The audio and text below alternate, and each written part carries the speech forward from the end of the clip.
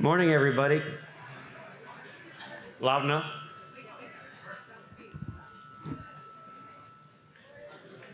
I'm going to ask everyone to come forward, take a seat.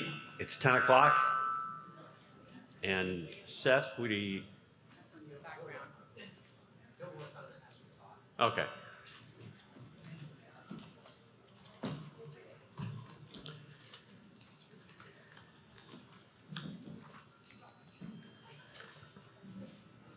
Too many notes.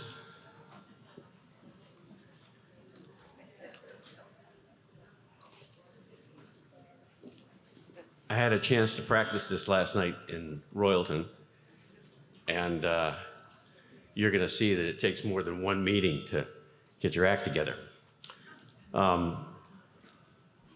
It's 10 o'clock. I have a gavel that Rick presented me.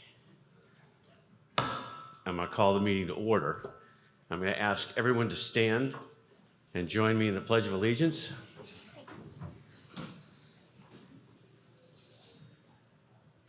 I pledge allegiance to the flag of the United States of America and to the republic for which it stands, one nation, under God, indivisible, with liberty and justice for all.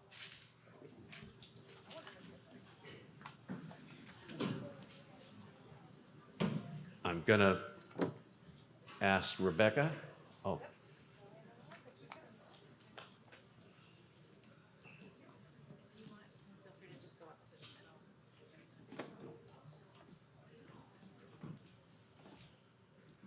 Welcome to Bethel Town Meeting. We have come together today as a community. The town meeting tradition is older than the town and the state itself. We have came together to make decisions about our community for the good of our community. We have come together to listen to each other, to truly hear each other, and to consider other ideas. Let us remember that every person here is a neighbor and a member of this community, no matter how long they have lived here, what they believe, where their ancestors came from, or how they vote. Let us remember to advocate for our positions, but seek first to understand the positions of others. Let us remember that there is a big gap between saying I am right and saying I believe I am right. Let us remember that it is more powerful to ask, how might we, than to say, we can't.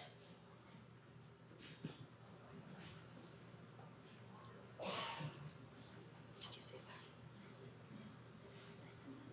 I was supposed to say that. Just say that. Say that. Let us remember that the neighbors with whom we disagree are good people, with hopes and experiences as true and as valid as our own. And let us remember that caring for each other in this community is far more important than any differences we may have. Welcome.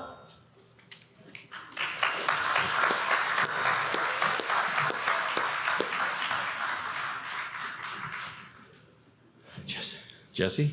Hi, my name is Jesse Plotsky. This is a land acknowledgement from the Winters Center for Indigenous Traditions.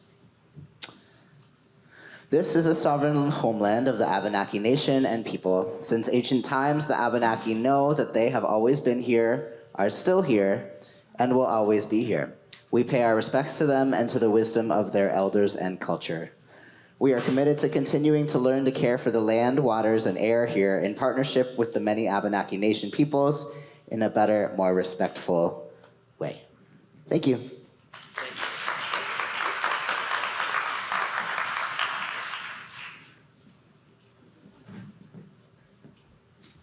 Hi, my name is Emmy. Good morning. I appreciate all of you to come out and vote. The Right River Valley has established childcare and the cafeteria. You just have to drop your kid off and sign a piece of paper and we'll watch it so you guys can focus and vote for our community. Yeah. Thank you. And we have a runner, I think, who's going to be handling the mic, but I will, at this point, turn it over to Representative White, who is going to give a few brief remarks. Whatever. This easy. Thank you. What a hard act to follow. As he said, my name's Kirk White. I am the representative for Bethel, Rochester, Stockbridge, and Hancock. And I promise I'm going to keep this really short because Dana told me I had to. Just a highest level of what your legislature's working on. As you probably are not surprised to hear, the number one thing we're working on is the education restructuring and the restructuring of the finance reform. That program in around November, the governor said he had a proposal, and he's been slowly rolling that out ever since. And so the pieces are not all in place. The pieces haven't even been all presented yet. I was in a meeting just last week with the Secretary of Education over career tech education, and basically she said, yeah, we'd like to do something about it. We don't know what yet. So we're working on it, and so you know that there is going to be a program. That there are almost certainly going to be some changes to the way we fund our education. The question is, how do we organize education? How do we pay for it all in ways that actually still give our towns maximum say in how things are, so we don't take away town autonomy, and how we also aren't changing our youth and our education, and that's going to be an issue. How do we balance that all out? I am in the House committee. My committee is Commerce and Economic Development, so we are working on the career tech education piece of that. And there are 17 different tech programs in the state, and there are 4 different governance models on how they fund it, how they operate it, how they do anything with it. None of those systems work together. And so we're trying to figure out, how do we get them to work together? And then once we figure that out, how do we get that to fit in with the governor's plan? The good news is that I would say that the governor and all of the legislature are committed to working together to try and find something that will work. And so we're definitely on the track. The governor's plan originally had a 5-year rollout. It's going to take that. So if you expect that your education finance bill is going to be significantly different this year, I'm sorry. But what is likely to happen is the legislature and the governor have been talking about some one-time monies and applying them to the education fund to kind of keep people's taxes from going up some kind of unacceptable amount. So there's that. Otherwise, working on housing. Local businesses will tell you, even if they hospital those people, they'll hire somebody for a job, and if they can find a job, for a job, and then that person can't find a place to live, and so they can't take the job. So there's a whole piece in the legislature.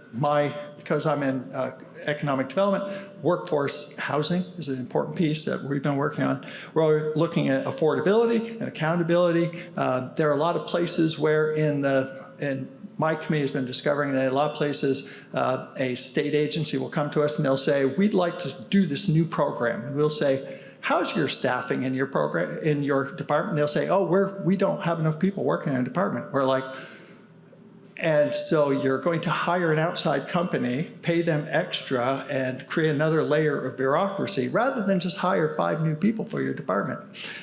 So we're trying to cut back on those kinds of waste and stuff like that. Otherwise, public safety is a consideration, as I know it's important in this community, and they're still moving forward with a number of bills and proposals, and that'll continue.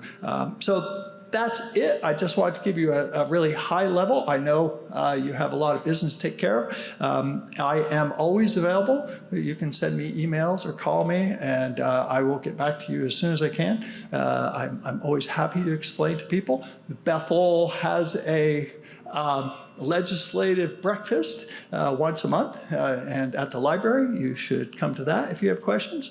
And otherwise, the last piece I wanted to share is that there's a thing that we do called constituent services, which is that if you're having trouble with a state agency and they're kind of giving you the go around, you can't get where you need to go, and you have questions on how to navigate that, contact us, because we know that system better. And also, when you contact state agency, you usually start at the bottom of the ladder and work your way up to the right person. But your legislator, actually, we go right in at the top and we ask the top person, who do we need to talk to get this resolved? And so we can usually kind of speed that along. So I just want to make sure you know that and offer that to you. And otherwise, thank you for your past support. And I wish I could stay here to vote on these things that we're going to vote on, but I'm on my way to Hancock. So thank you.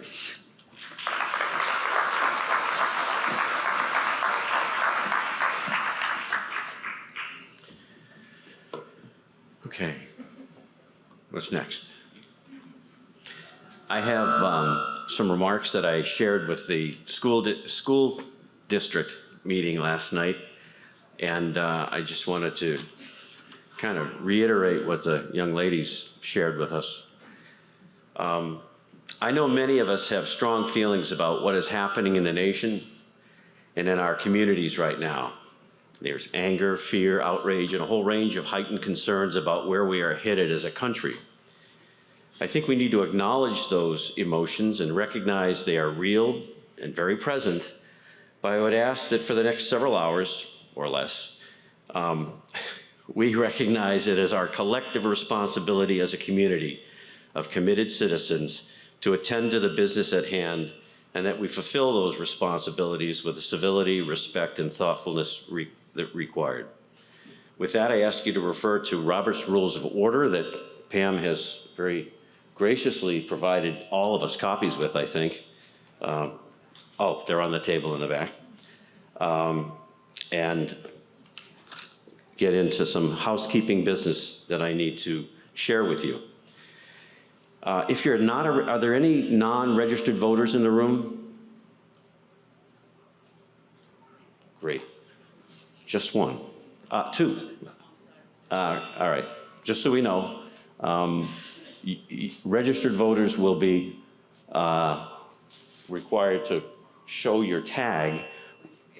If there's a paper ballot, and I'm assured that there will be paper ballots, you'll be required to show your name tag, and if that fails, then we have to redo the count, or redo the voting. So make sure you show Pam and the civil authority members that you are a registered voter.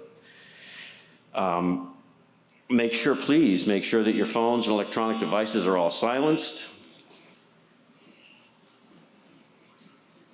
Thank you.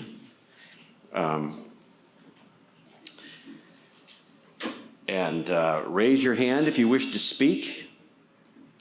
And when recognized by the moderator, that'd be me, identify yourself if you wish to move or second a motion, speak on an article, ask a question, or raise a point of order for accurate minutes. And I have to thank Rebecca for doing a much better job of organizing this material and making it readable than my notes reflect.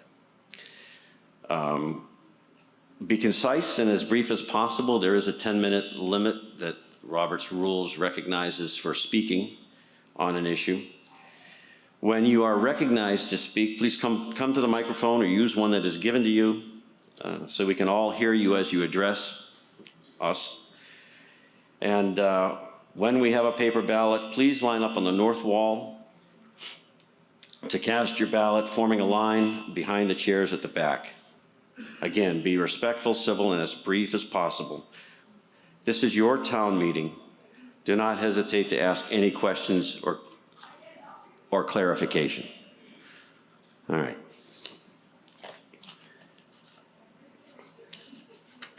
The legal voters of the town of Bethel are hereby warned and notified to meet at the White River Valley Union Unified Middle School, Bethel Campus Gymnasium, in said Bethel on Tuesday, March 4th, 2025 at 10 a.m. to transact the following business from the floor. Voting on Article 1 will be by Australian ballot at the same location, and polls will be open from 8 a.m. to 7 p.m. Article 1, to elect by Australian ballot the following town officers as required by law. 1 town moderator for a 1-year term, one town clerk for a one-year term, one town treasurer for a one-year term, one select board member for a 3-year term, one select board member for a 2-year term, and one trustee of public funds for a 3-year term. That, for clarification purposes, this applies to next year's town meeting. I was appointed by the Select Board back in November to serve as moderator for this meeting, and the other positions are all going to be elected in the lobby of the elementary school. Thank you. Well, I have to make sure elementary school, middle school, whatever. And on that issue, I'd like to recognize Denise? Nope.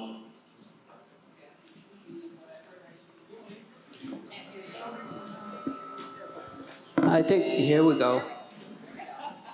All right. Good morning. My name is Denise, and we would like to thank Chris Jarvis for his 9 years of service. Chris has helped to oversee road construction on 2 floods, and if you were involved with the floods, you know how that needed to be taken care of ASAP. Chris has been on the board to hire 2 managers. Chris was hands-on in helping to create new budgets and understand past financial issues so Bethel could move forward. He has helped craft multiple policies and understood the needs to update water, sewer, and infrastructure. And there's so much more he has done. So needless to say, Chris will be truly missed by the Select Board, the town management, and the residents of Bethel. And for me personally, working with Chris, I had no idea how much Chris did until I was on the Select Board. So I just want to thank Chris for all his years of service to the town.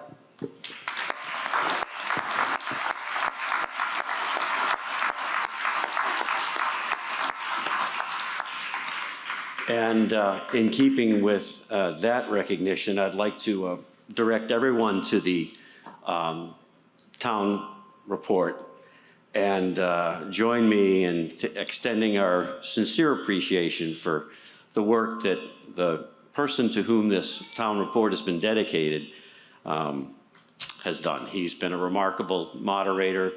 I hope I can fill his shoes.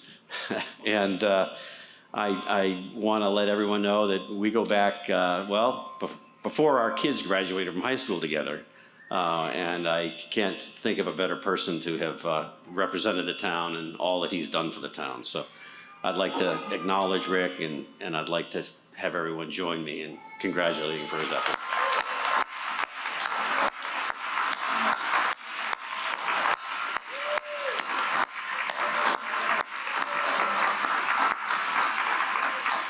And you may have noticed that I asked him to be here because I'm going to need some backstopping.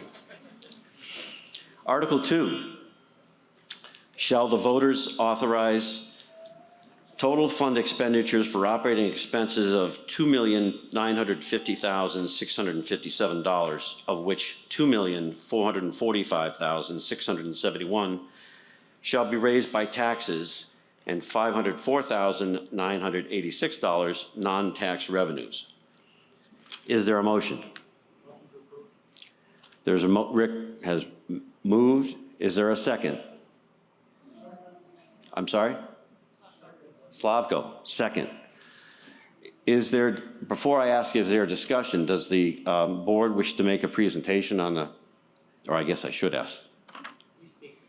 Restate the motion. Thank you.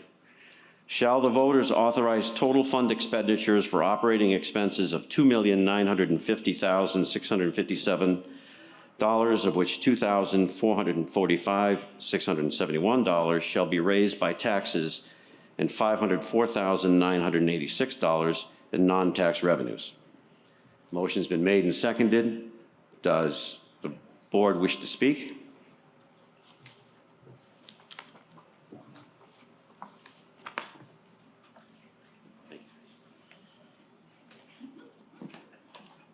All right, good morning.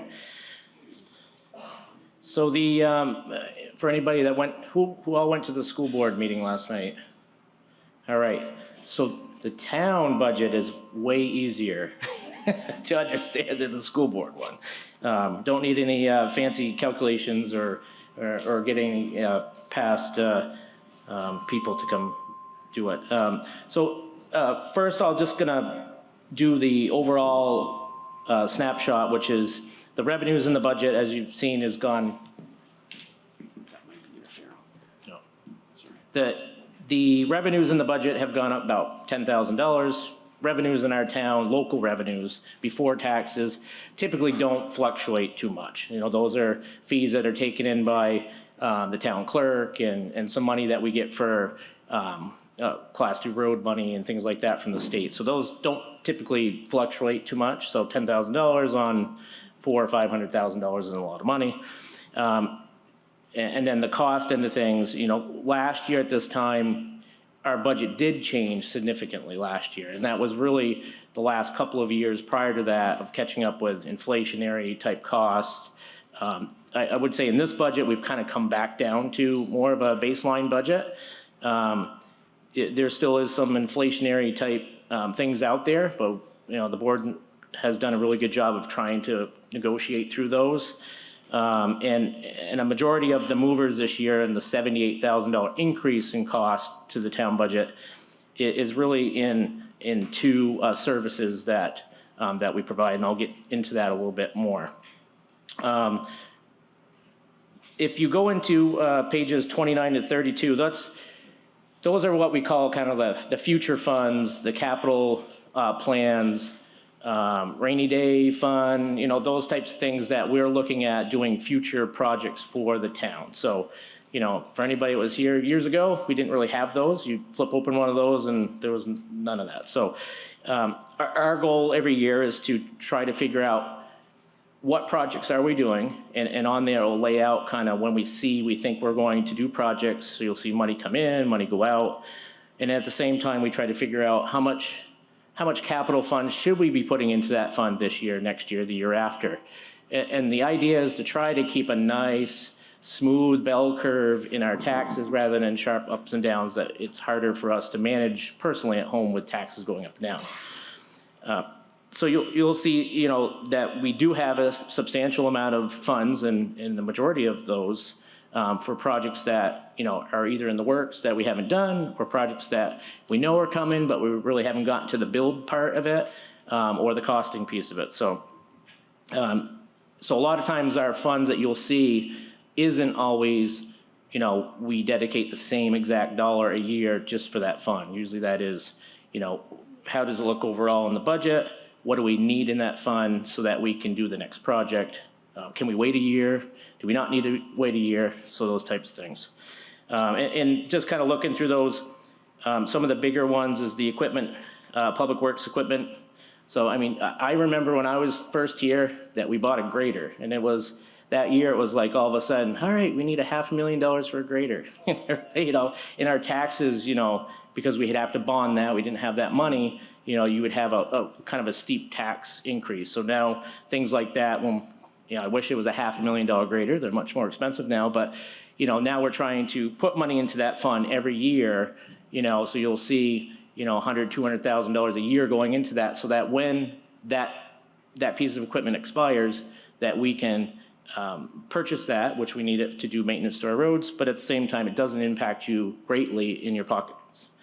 The highway rehab piece of it is, those are really the projects that we do on the road. So that might be, 2 years ago we did the Christian Hill repaving and redoing of the 0.8 miles up there. So those are the bigger projects that a lot of times what Therese does is try to match that with grant funding.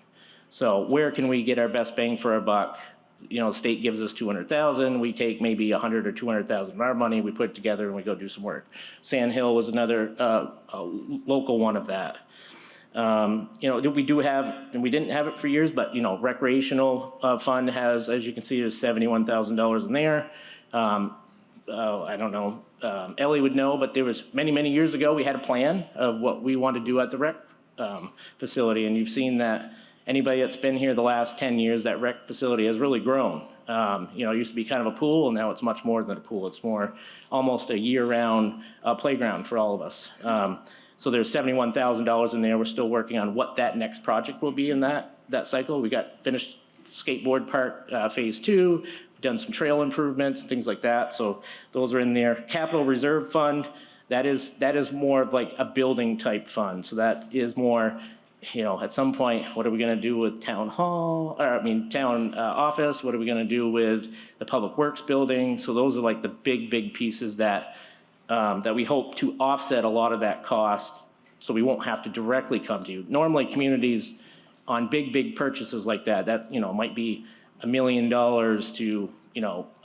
to build a Public Works building, right? And then you bond $1 million. And we're hoping that when that time comes, instead of bonding $1 million, maybe we're bonding, $300,000 or $400,000, so the impact is less to everybody. So, and the funds go on and on. Reappraisals, there's all kinds of things. So, believe it or not, we have to save money every year to be able to pay for things later. So just kind of getting into, so overall, our net difference in our budget this year is $68,000. So you take the $10,000 increase in revenue, $78,000 in extra costs, so $68,000. So if you're sitting here, $68,000, what does that mean to me, right? So $68,000 on our current grand list is about just over 3 pennies. So, and people are like, pennies, percentages, what do those mean to me? So the easy calculation that you can do at home, and a lot of times you'll see things in the literature that will say based on a $300,000 home, or based on a $200,000 home, or $1 million house, right?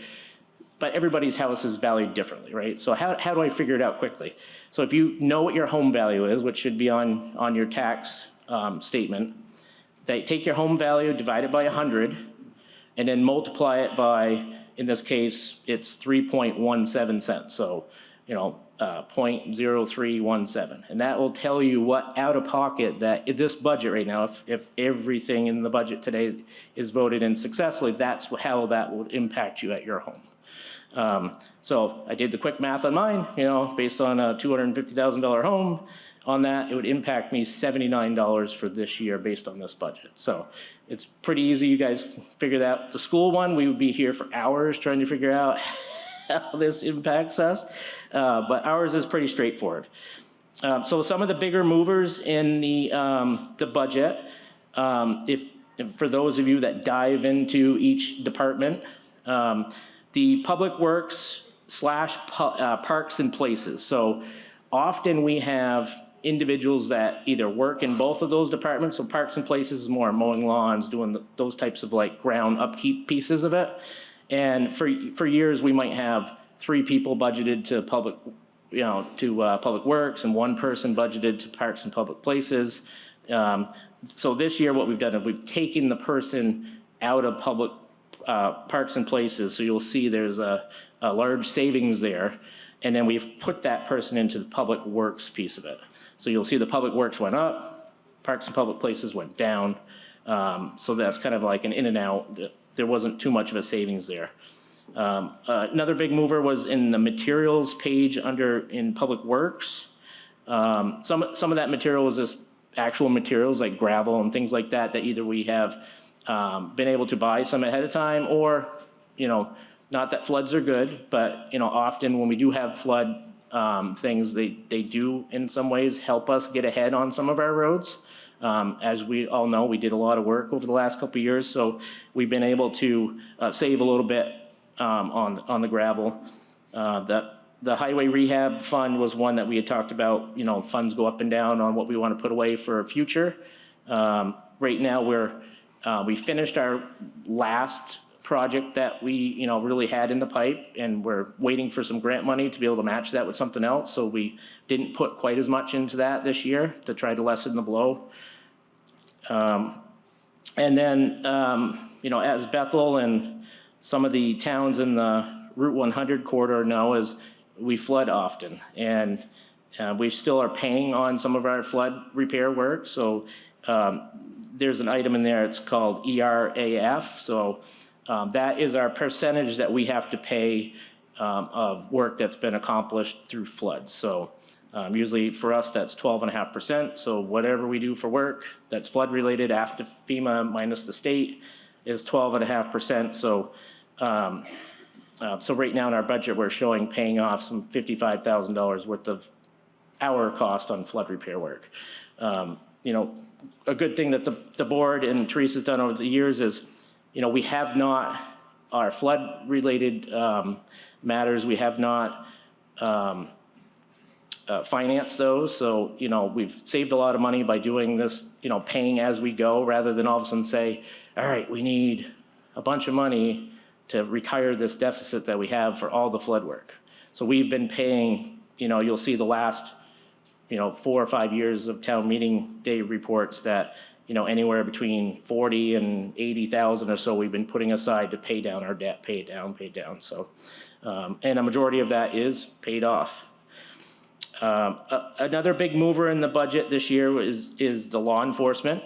It used to be called constable, not constable anymore. We tried to find we don't have a constable. For anybody that didn't know, we do not have a constable anymore. Kind of short story, but you know, constable was something that our community had for many, many years. It worked for a period of time. We used to share a person with 3 communities. And then just over the last 3 or 4 years, it's been harder to find an individual that wants to come in, that has all the training to work part-time. And as everybody knows, if you're looking at the state police or the sheriff's department or any other department in the state or the world, they're all shorthanded, right? So the kind of the last place somebody wants to land is in a small town working part-time hours. So we, the select board, you know, through the public, and invited the public in, you know, all the time. But through conversations, we went to the sheriff's department in this current budget to start seeing, you know, have the sheriff's department do some of those community service type things for us that a constable had been doing for years. Obviously, that comes with a higher cost. And then this year, you know, through conversations that were had and community outreach and discussions, it was the favorability was that people overall in our community wanted to see more service in the law enforcement piece of it. So you'll see that we've increased our time to have the sheriff's department in this coming budget, which is the increase of $60,000 in the budget. And then the other bigger mover, which is, it's tough, and we've had these conversations, you know, in the 14 years I've been here, of White River Valley Ambulance is a service that we all have, but there really is no other alternative for us. So it's, for many years, up until about 2 years ago, the movement from year to year that we were being charged was, you know, 1% or less than 1 or 2%. And over the last couple of years with what's been going on is their costs in-house have increased drastically, which we are the second largest town that they provide service to. So that means that we have a large pie, a piece of that to pay off. So there was an increase of $38,000 at the White River Valley Ambulance. So, I mean, so overall, I mean, you'll see there's, you know, some things went up, some things went down. You know, we tried to be as responsible as we could with your budget. We feel that, you know, that the 3 cents was a target budget that we thought that everybody would be able to afford, and I'm more than willing to take any questions if anybody has them.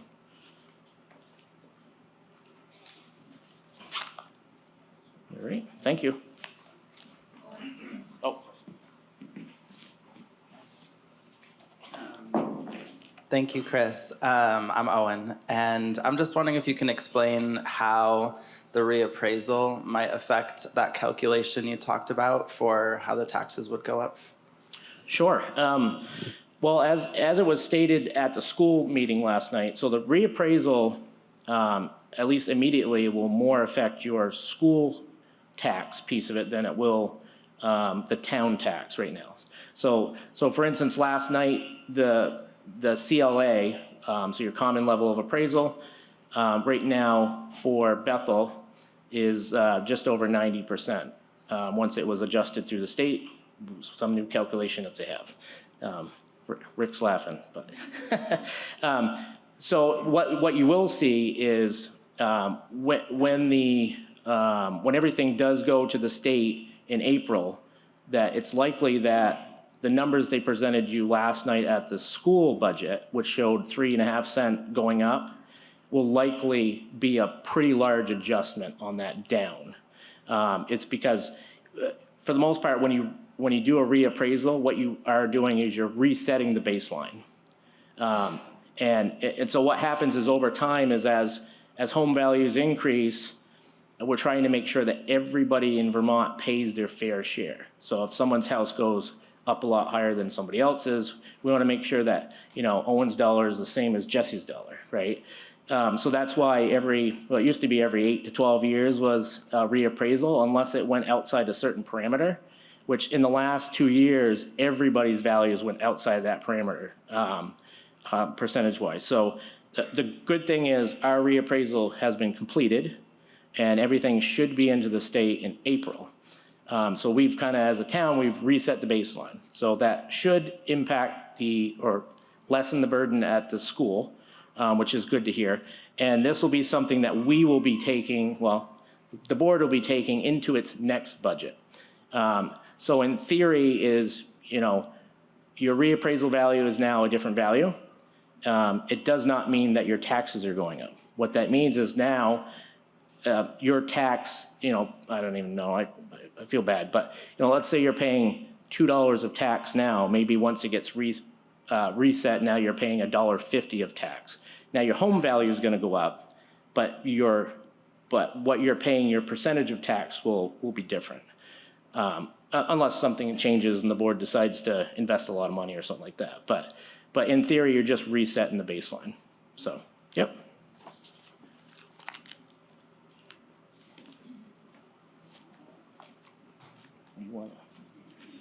I'll let you point out people. Sure. You want the microphone? Well, whoever you want to recognize Ellie. to speak. I have a question. Thank you, Chris, for all you do. We really appreciate your 9 years. You were talking about capital funding, how you put capital funding and all the good stuff we've been doing at the Recreation Committee, and improvements and everything, and having to cut some of those capital funding. My question and my disappointment is that the town voters voted in 2012 for an improvement fund to do every year, and instead of just cutting that fund, you slashed it and it's zero this year, and that's my concern, and that's my question, that instead of just cutting it a little bit or whatever, cutting it to zero, we have major projects that we're still working on, and being that it's supposedly an annual fund. So thank you. Yep.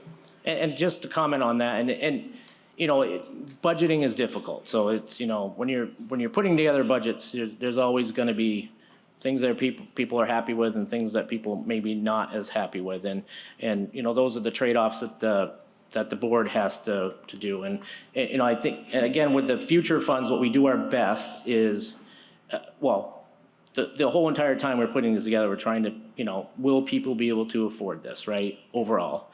And in the funds, then we start looking through, do we really need to put this amount of dollar in that fund this year? Could we wait one more year?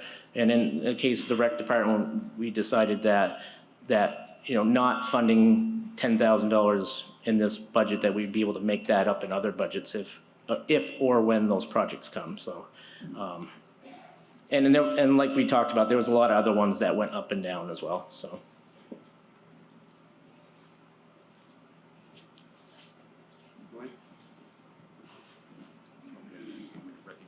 Sure, yeah. Hello, I'm Joanne Wood. The question I have is about the Town Records Preservation Fund on page 24, showing a balance of almost $41,000.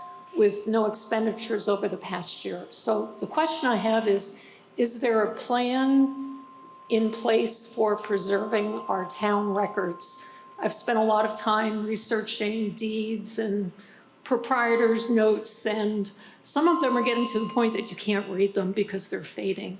So I was wondering, has there been some sort of a outside consultant who helps with this? Is this just kind of up to someone to say, well, I think we should photocopy this? How is that fund used?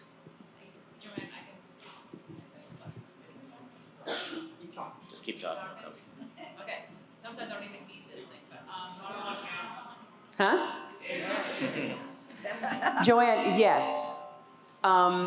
Being so still only 7 years in, I've been looking back at how Jean had done the restoration stuff.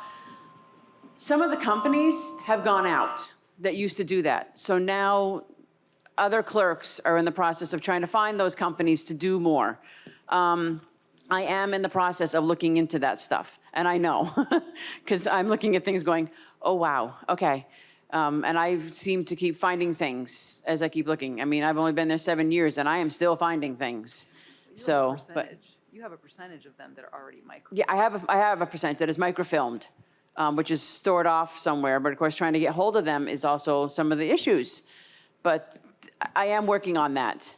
And I know a lot of people also want to think about the online portion of it, but that is also, you know, a massive hefty sum, like a couple $100,000 to do all that. And that's kind of in a thought process down the future. But I am looking into it. I promise.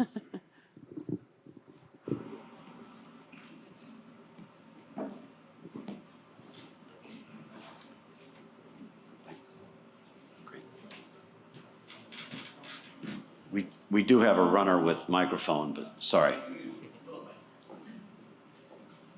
Hi, my name is Joe Strain.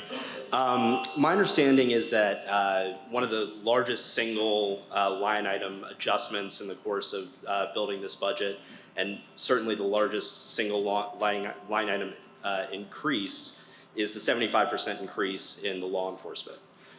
Chris, can you tell us how many pennies that individual increase makes up of the total budget? Sure, yeah, and I apologize, I did have that written down, well, not specifically that one, but, so right now, the way our grand list is our current grand list is, for every $21,400 is what we call 1 penny on your tax rate.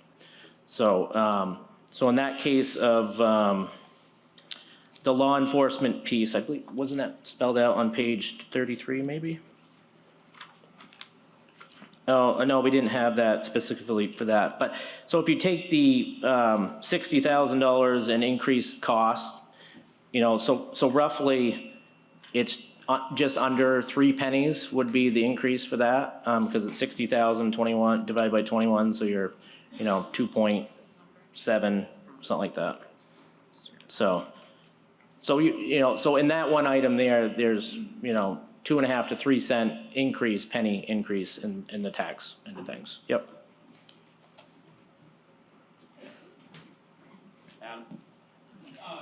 Chris, speaking on that law enforcement, it's my understanding that the sheriff's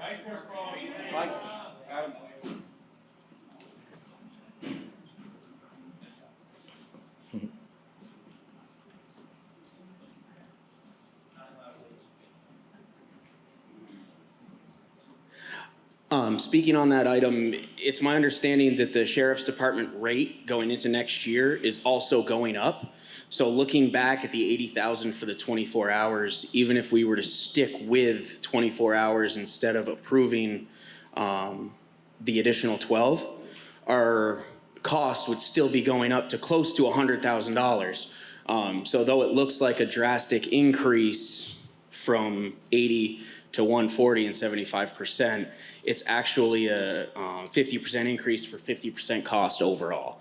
So that 80,000 would be different next year anyway to maintain the same level of protection we get now. Is that correct? Right. So the goal is the $140,000 in law enforcement. The goal is to receive 36 hours a week of coverage. Now, that can change, right? I mean, if costs go up, the hours will go down.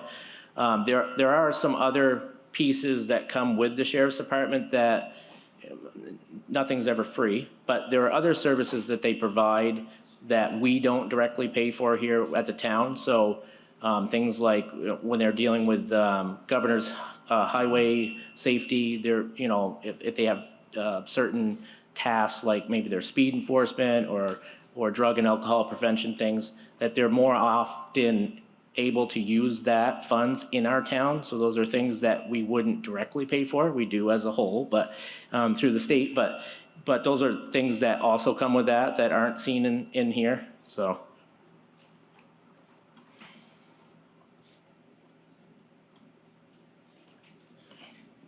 All right. See nothing else. Thank you. Thank you, Chris. We do have another Okay, gotcha. comment. Yep. And I'm going to steal.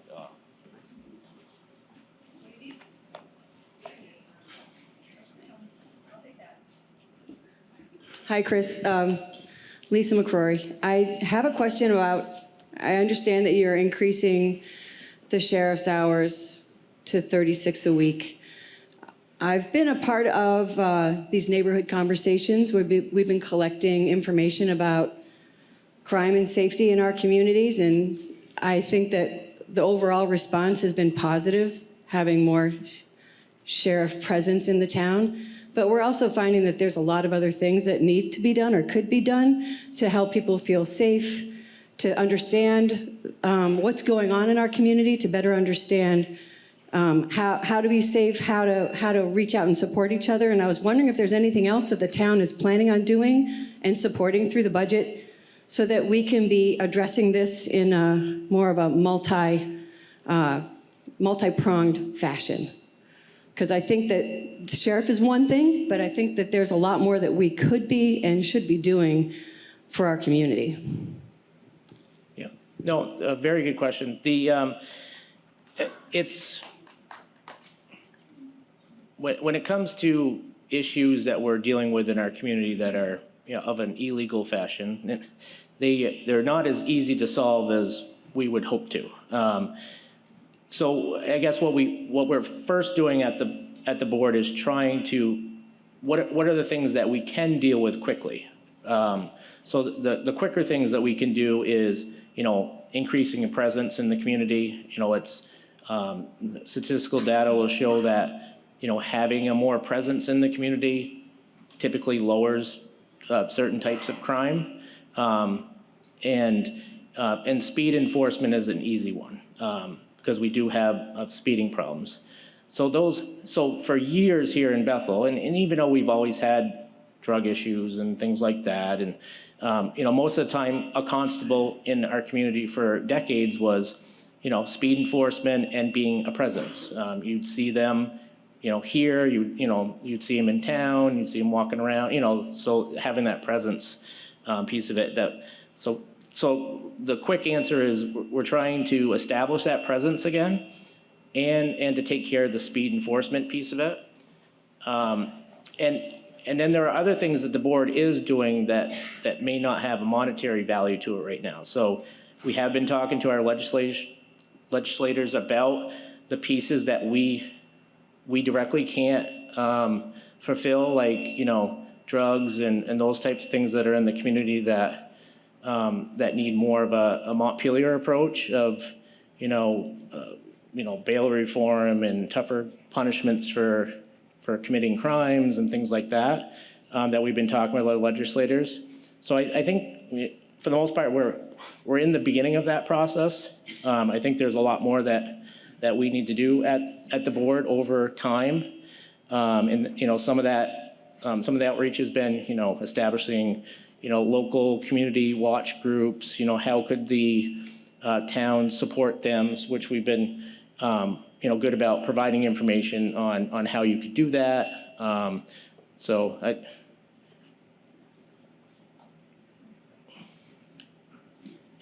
think the difficulty thing with the crime, we've seen an increase in crime in our community. My opinion on it is I think some of that was because for a period of time, we didn't have a good presence in our community with any type of law authority. And typically, you know how it goes, that people are more apt to go into a community that doesn't really have that presence to establish what they're doing. You've probably just about every public forum or thing you've turned on lately has been so-and-so's been caught in Bethel, so-and-so's been caught in Bethel, which is kind of alarming that there's a lot of that going on in here, Bethel. But I think at the same point that not just the board, but community has said, hey, we've had enough. And I think you're starting to see some of that reaction in the law enforcement community of spending a little more time in Bethel to correct some of those things. Gene Krause, I think part of what Lisa may have been suggesting is that we expand our concern that it's not just criminal activity. In some cases, this is a health crisis. Certain individuals who are addicted to drugs that they no longer have any control over because of the health impact. We are not doing anything. Well, as a community in our budgeting, is there any way we could expand or consider under social services something more directly to address things like the drug crisis that are not necessarily related to criminal activity?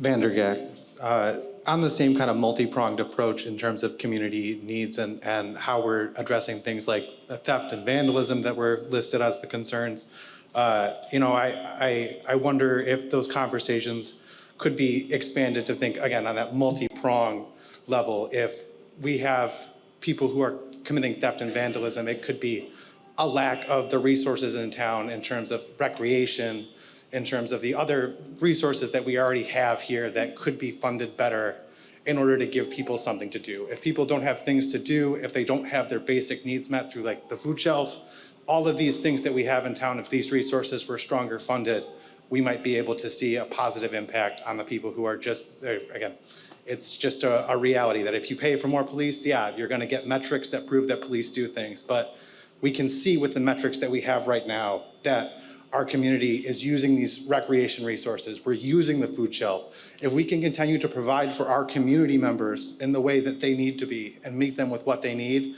we're not gonna see as much crime, because that's the reality. Crime happens because people's needs aren't being met because they're scared and they lash out. And if we take care of each other, we won't need to be expending extra money on things like speeding enforcement and policing each other. It's just, it feels like a lot. And sorry, I'm worked up, but thank you. No, I'm good. Yeah, no, I'm good. Thank you.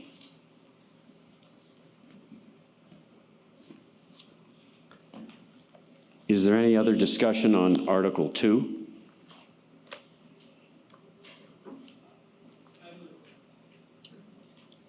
Adam?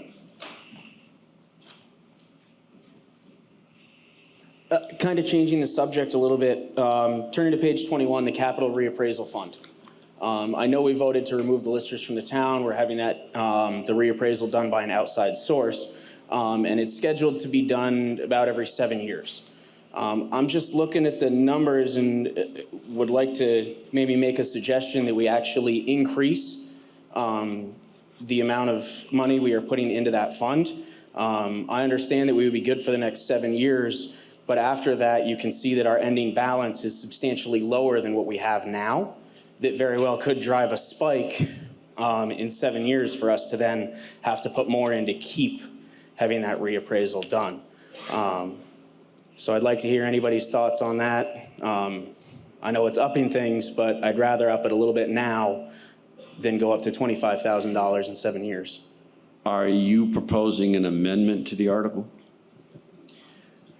Or do you just want the question answered? I'd like to hear some discussion before I propose it. I don't have a set figure in mind yet that maybe as a conglomerate we could come up with, or maybe people just disagree. But I'll make a motion after hearing discussion. If there's no objection, I'd like to recognize Therese as a non-voter in the district who would like to address the issue. Okay, so the answer is a little bit different. Bethel had not had a townwide reappraisal in 15 years. They had been setting aside money every year because the state sends us a percentage of parcels, and so that had been set aside. We did start increasing the amount that we put in the reappraisal fund several years ago. We were happily surprised when we went out with an RFP for the reappraisal of the price. So that's why we're at the estimate we are. And if you look at the top, you can see we're adding money to it each year. One of the other things is that the state of Vermont has gotten into the reappraisal business. It used to be that once your town's CLA hit a certain point, you had X amount of time to do a reappraisal. Now the state is saying that you have to do it so many years, and apparently they are working to get contractors to do it. So our estimate, this budget is looked at every year, and currently what we're waiting to see is the state going to get a better deal than us? We did very well with Nemrick, and we feel that at this point, this shows the next year that we would have some money left. But we check this out every year, so maybe in the next year's budget, we do increase it by a couple $1,000s. But at this point, we're hoping that if the state starts contracting, maybe we'll get a better discount. Because since we are basically a part of the state, sometimes they'll offer us better contract deals. So I hope that answers your question. Okay. Thumbs up. Great. Is there any other question or comment on Article 2? Owen? Hi, I'm Owen again. I'm just wondering, with the increase in the police budget, I know one of the reasons why we moved away from a town constable is because we couldn't find someone who would do that work part-time, but as the budget is proposed continues to raise, is there any entertainment of going back to a constable with more money for that?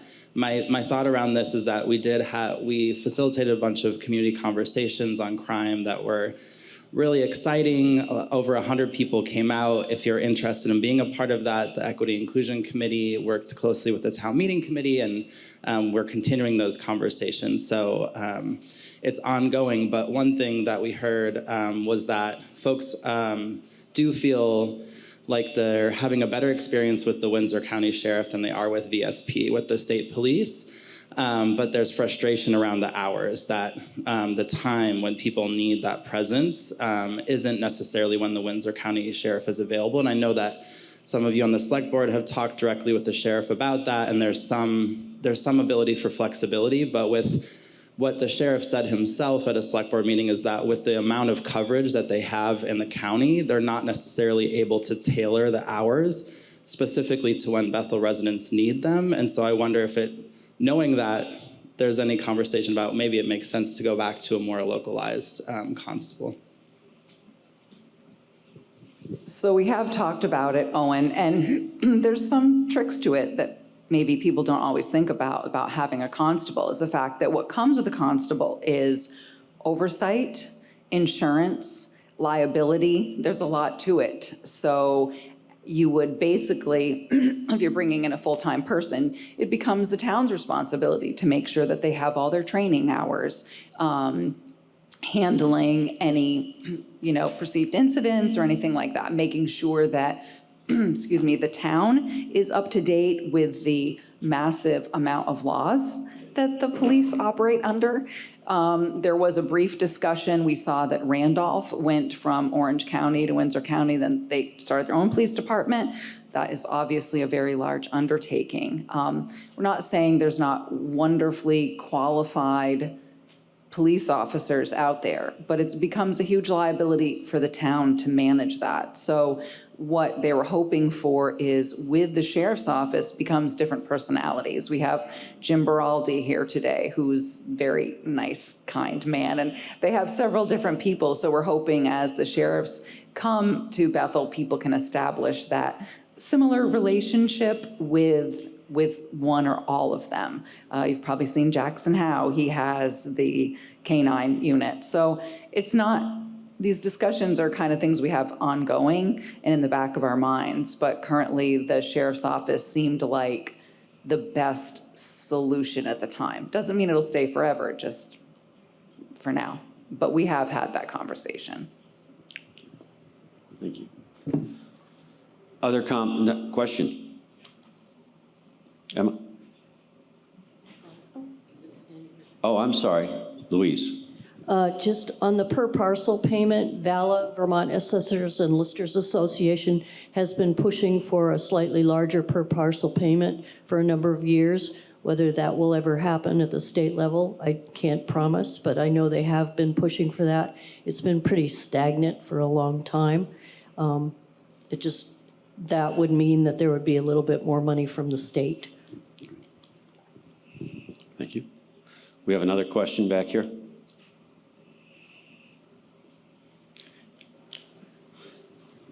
Hi, I'm Joe again. So I understand that there's an increase in the rate for the law enforcement presence, but there's also a essentially 50% increase in the hours of the law enforcement presence. I wonder if there's any sort of results, tangible results that we've heard will be associated with that increase, and whether or not a more graduated increase was considered, like maybe increasing it by 25% rather than 50%.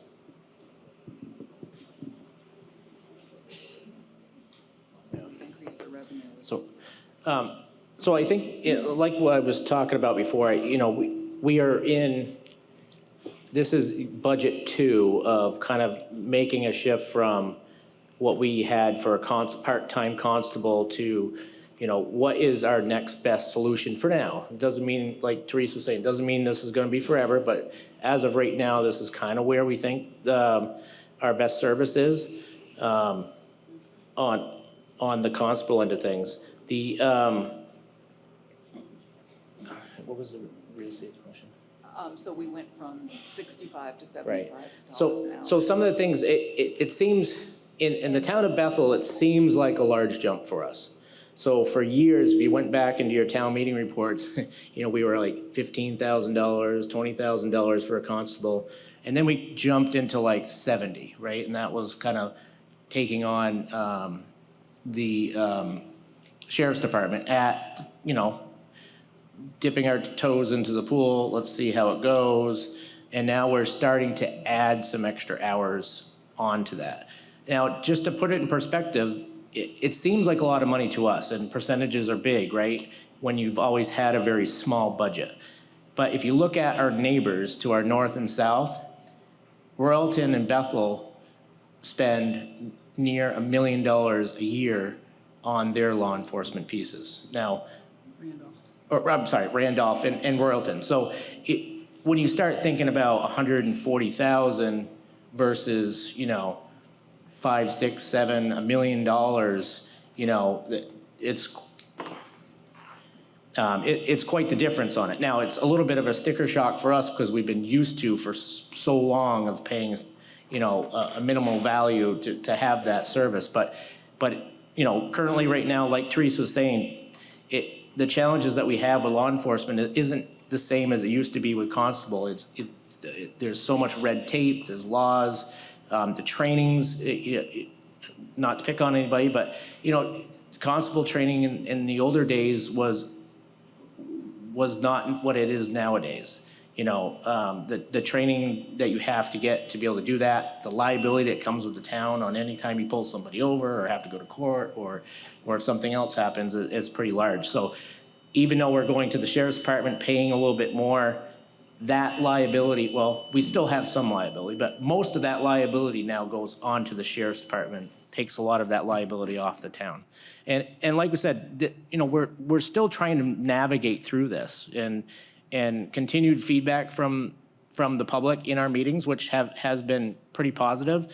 I think we'll still need to have more meetings, more discussions about how does our community really want to see that total package going forward. So He wanted about results, and we do put results in this. And the results are in the select board packet, it's usually not every select board packet, but at least once a month, that data gets put into the select board packet, and that there's copies of that from the sheriff's department.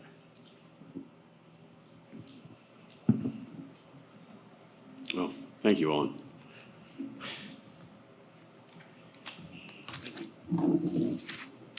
Any other questions or comments on Article 2? Hello, Yes. Andrew Plotsky. I'm wondering what the number, the budget increase would be if we stuck with 24 hours of contract service. So we've said that it would increase anyway.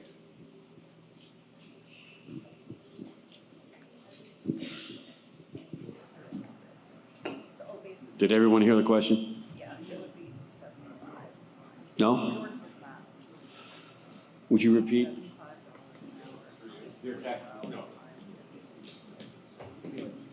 Just repeat the question, Sharon. I'm curious what the budget increase would be if we stayed with 24 hours per week of sheriff contract services, because it was named that the price would increase because the price of service has increased. Does that make sense? It'd be 75, so hang on. You're looking at 75. We're doing some calculations here. 93,406. Yeah. 1,000 more, Jordan, okay. How's he get 14,000 more? Oh, then what, current? Then we currently pay, it's 93,600. So just kind of looking at the numbers quickly, because we didn't have that in the packet. So if we stayed with the 24-hour, it's roughly around $94,000 at the current rate. So that would be over what that would be an increase over our current budget of about $14,000.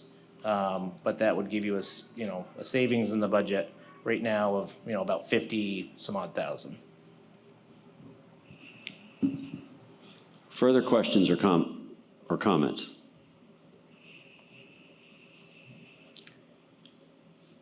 Seeing no one rise. Article 2, shall the voters authorize total fund expenditures for operating expenses of $2,950,657, of which $2,445,671 shall be raised by taxes and $504,986 in non-tax revenue. Are we ready? All those in Slavko? Oh, good. Thank you. All those in favor signify by saying aye. Aye. Opposed? Aye. The ayes appear to have it. The ayes do have it. The motion passes.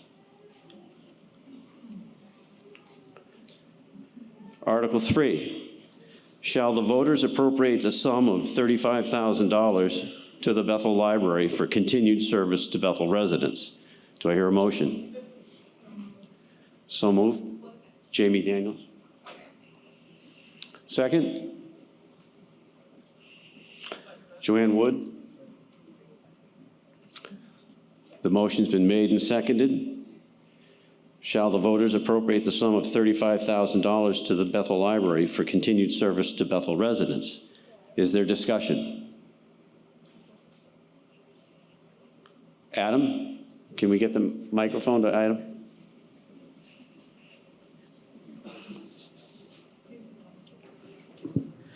First, I'd like to say thank you to the library, all of the events they hold, opportunities they give. I understand a lot of the middle school students travel there after school before sports. My question is, last year, the library came up and for the first time asked for money. They asked for $27,500. We gave it to them. They need it. A library is important in our community. That came with the understanding that they were trying to get themselves back on their feet to survive independently as they have years before. Here we are a year later, the cost has now gone up from $27,500 to $35,000. Can somebody from the library please explain why we're going in the other direction than what we anticipated.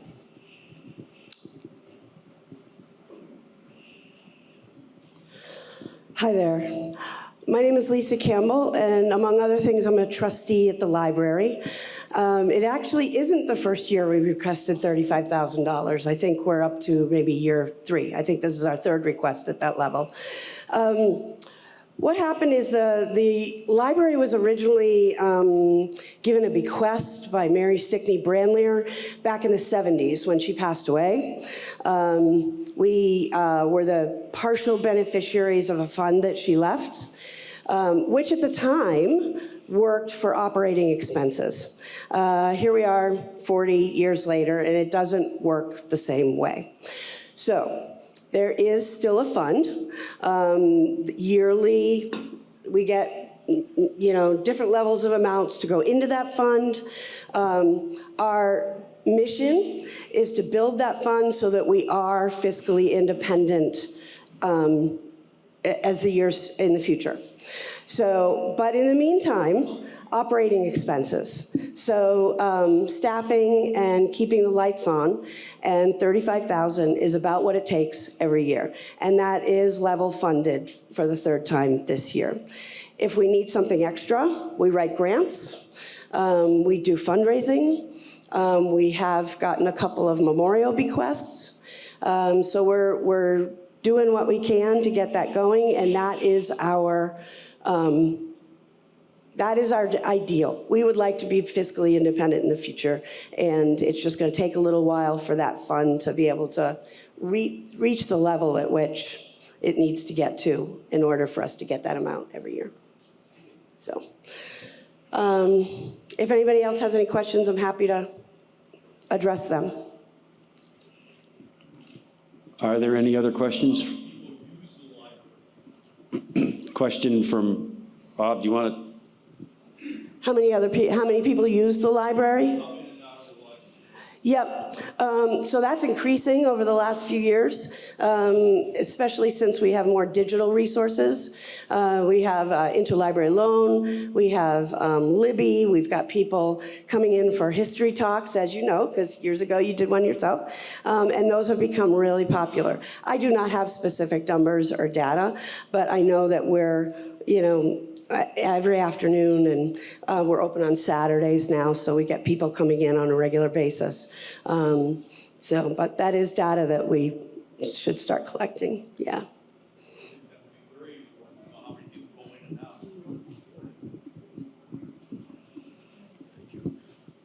Can you hear me now? Yeah. Okay, Bob Tabor. Just a simple question. I'm just curious of how many people go in and out. How much is being used to warrant $35,000 a year? So just curious. I've never seen a lot of people going in and out of there.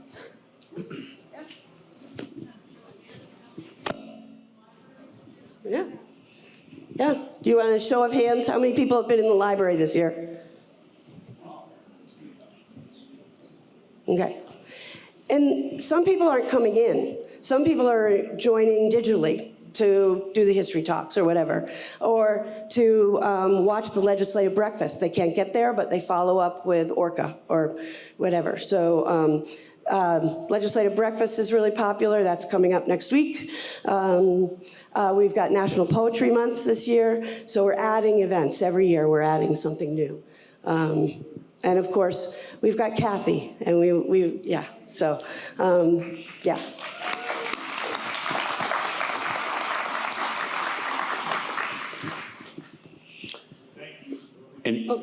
Any other questions, comments? Article 3. Shall the voters appropriate the sum of $35,000 to the Bethel Library for continued service to Bethel residents? Are we ready for the question? Mr. Eddy? There's been a request for a paper ballot. There's 2, 3, 4, 5, 6, 7. We'll have a paper ballot. All right, I will ask everyone to form a line on the north side of the auditorium. Right, remember your name tag has to be visible. come forward. Actually, you can pick up ballots with a yes and no on them in the back of the room. Mark them clearly, and yes. No, I'm talking Article 3. Thank you.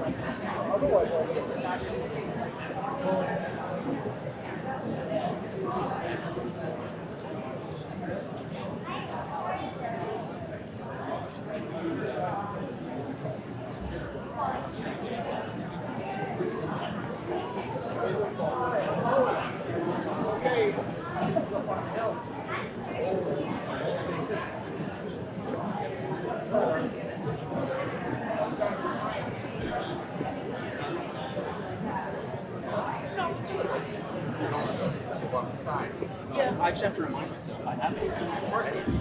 They have done some they sent out people who were abusing it.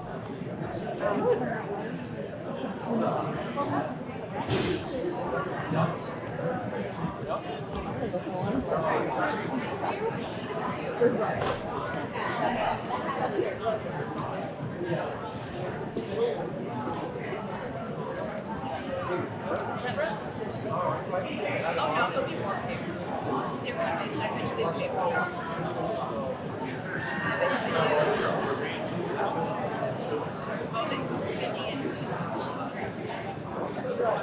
Oh, besides, yeah.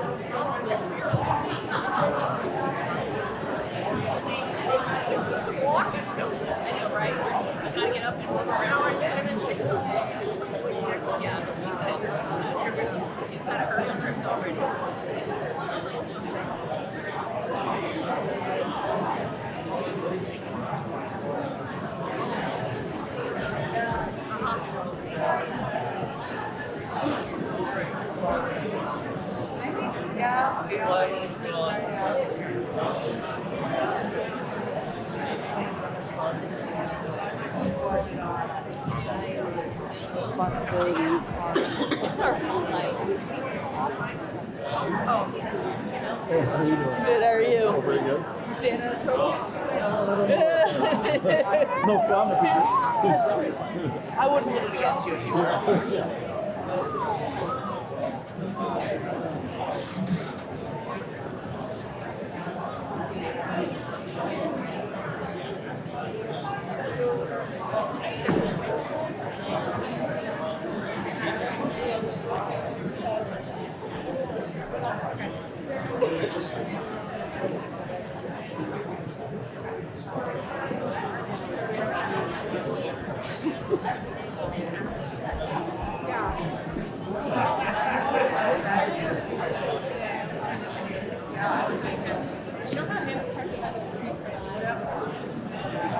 Hi. How are you? Good.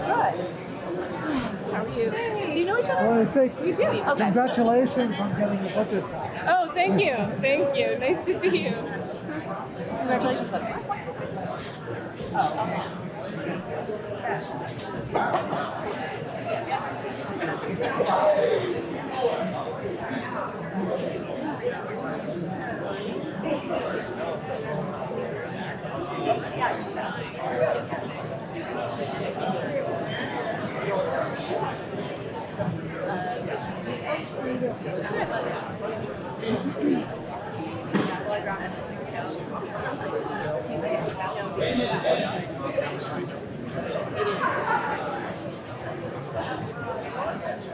Has everyone who wants to vote voted? We have, we're going to close the ballot box here in a moment. I see no. We got one more.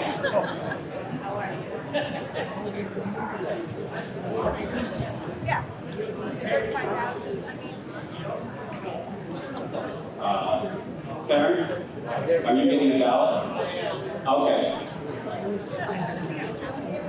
You're right.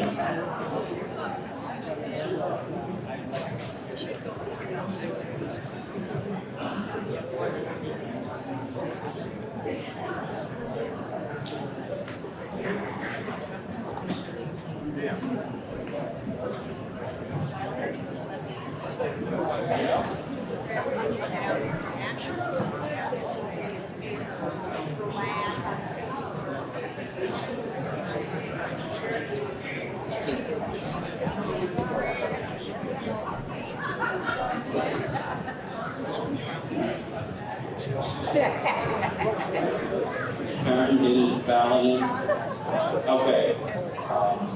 Everyone has had a chance to vote?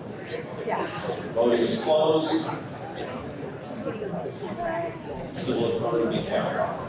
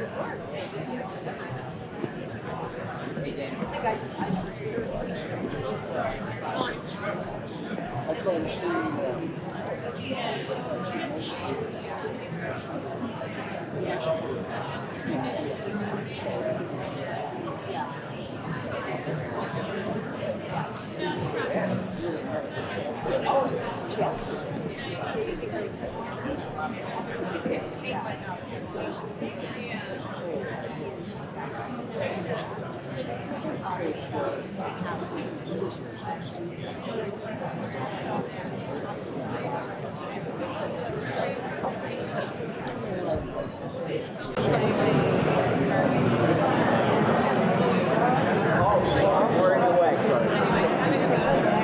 the difference between your speaker capacity and the answer is well, I only percentage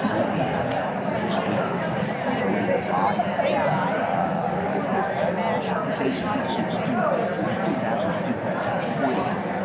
60% fewer people are doing the school board, that's a democracy. That's why I think it's knowledge population.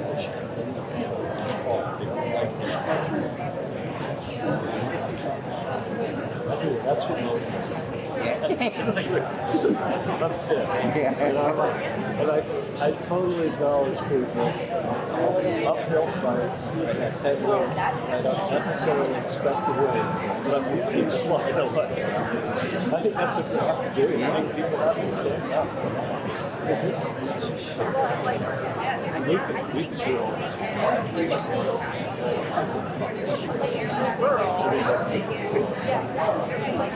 Public schools, some people have this weird doctors or children.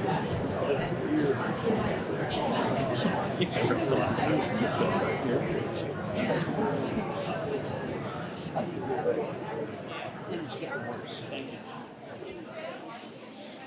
The votes have been tallied. Folks, the votes have been tallied, and on Article 3, we had a total of 158 votes cast, 144 yes, 8 no, and 6 blank.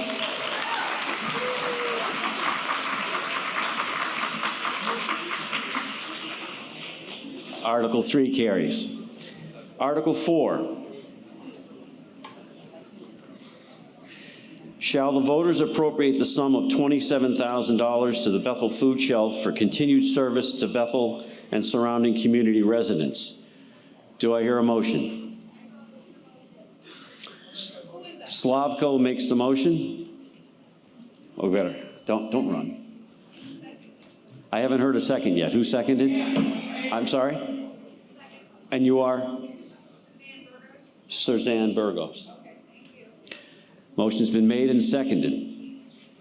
Shall the voters appropriate the sum of $27,000 to the Bethel Food Shelf for continued service to Bethel and surrounding community residents? The floor is open for discussion. Cindy Metcalf. Ready? And Lisa.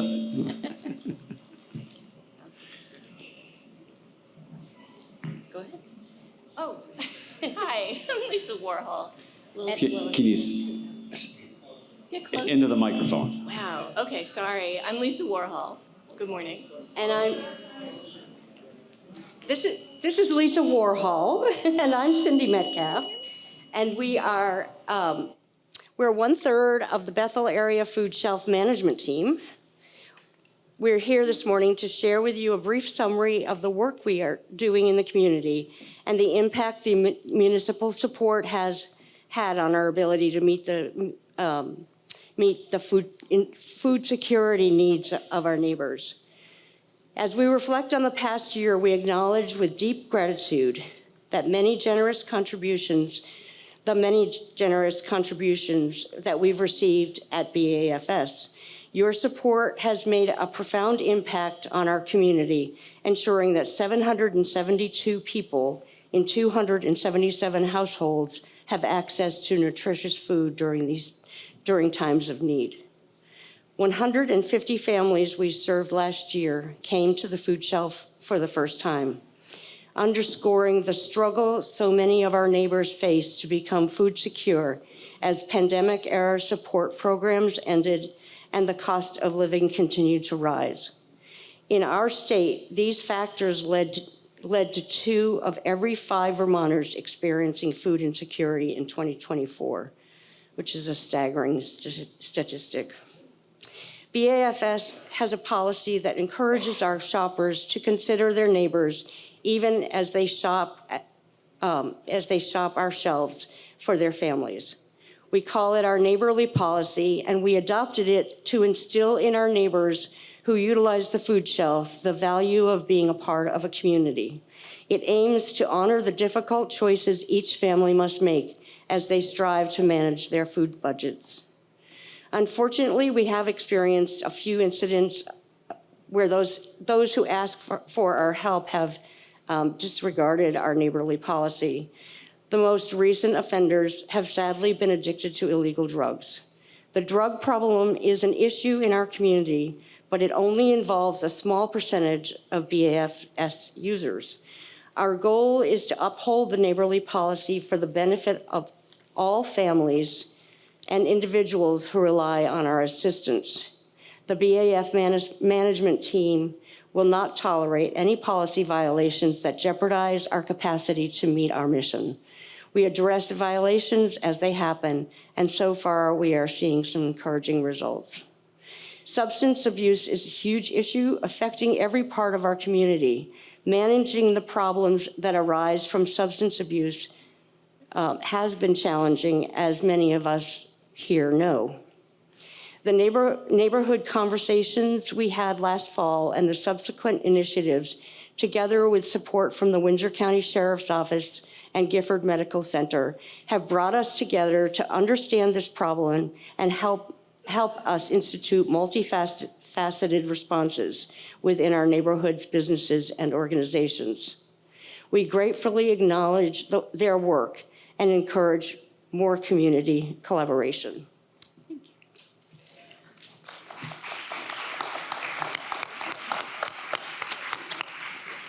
All right.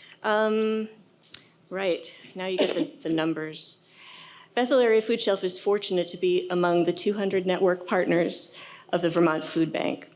This partnership allows us to secure food at reduced prices, sometimes even at no cost.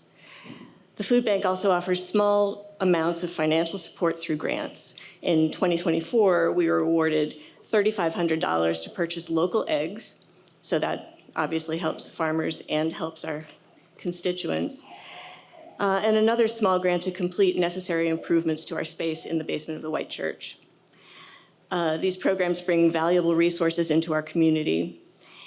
In 2024, we also worked with the Food Bank's Fresh Rescue Program, which has provided us with literally thousands of pounds of meat, bread, prepared meals, and fresh produce that is gleaned from the shelves of the Shaws in Randolph.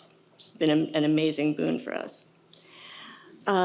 We also collaborate with businesses outside our immediate community to bring in additional resources. We work with Willing Hands, which is a nonprofit organization that gleans fresh produce from farms and businesses in the Upper Valley and donates them to area food shelves. We also receive a generous donation of cheese from Plymouth Artisan Cheese every month. The food shelf is operated entirely by a team of volunteers. We have 50+ volunteers. We have no paid staff. Some of our volunteers are retired. Others give us their time while working around their family's needs and a full-time work schedule. Several of our volunteers are people who realized that they needed help from the food shelf and decided to share what extra time they had in helping us run the food shelf and making sure that other people get food that they need. We're grateful to all of our volunteers, and we recognize their contributions as being vital to our mission. And likewise, we're grateful to our community of caring donors. This unity of support inspires hope and contributes to community resilience. We plan our We plan our fundraising efforts and expenditures based on an annual budget of $91,000. Taking into consideration the challenges posed by local and national economies, as well as the social trends that threaten food security. 43% of our total revenue is derived from the 4 towns we serve, that's based on residents' usage of the food shelf. In 2024, we received a total of $52,500 from the 4 towns in our service area: Bethel, Barnard, Pittsfield, and Stockbridge. Bethel residents made up 63% of food shelf shoppers. And in 2024, we asked you for $30,000. It was the first time we've asked for municipal funds, and you approved it.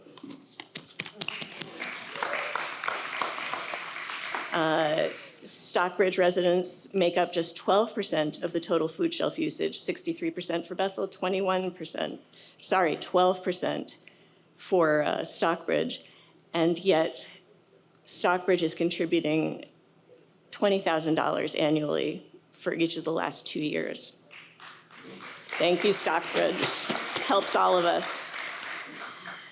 We're grateful for their generous support. Pittsfield and Barnard residents accounted for far less traffic at the food shelf, and those towns contributed accordingly.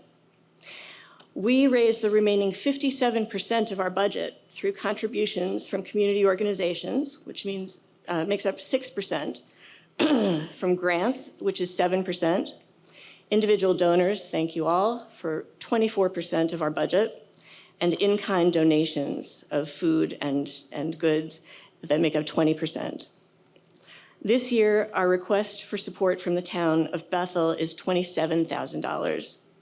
That's $3,000 less than what we asked for last year. It's not that we don't need that money, that $3,000, but we were asked by the Selectboard to allow that money to go instead to help fund the match that was required for the fire department's equipment grant. So we're taking a little bit less, but again, it's all coming back into our community. In 2024, these financial and human resources allowed us to open the food shelf twice a week. We distributed fresh produce boxes to 50 local families throughout, each month.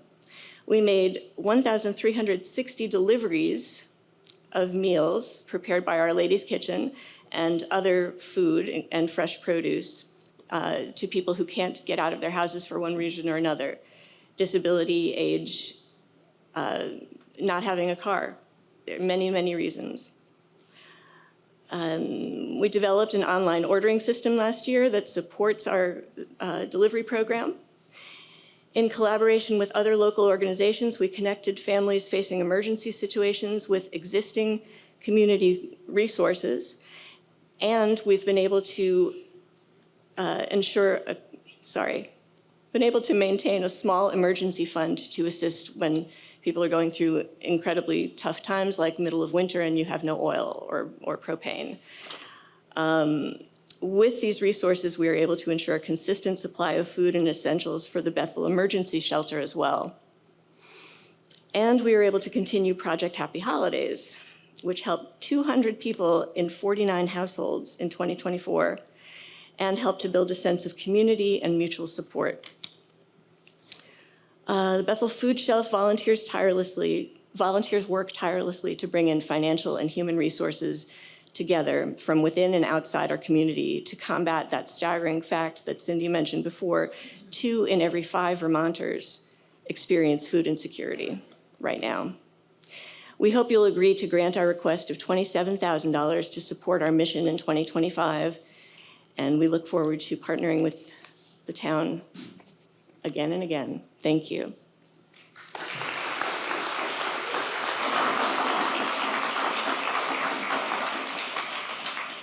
Gene? Gene Krause, kudos to the food shelf. This is exactly the kind of multi-pronged approach to the needs of this community that we were talking about earlier. I am dismayed that we even asked the food shelf to take a $3,000 cut in what they request.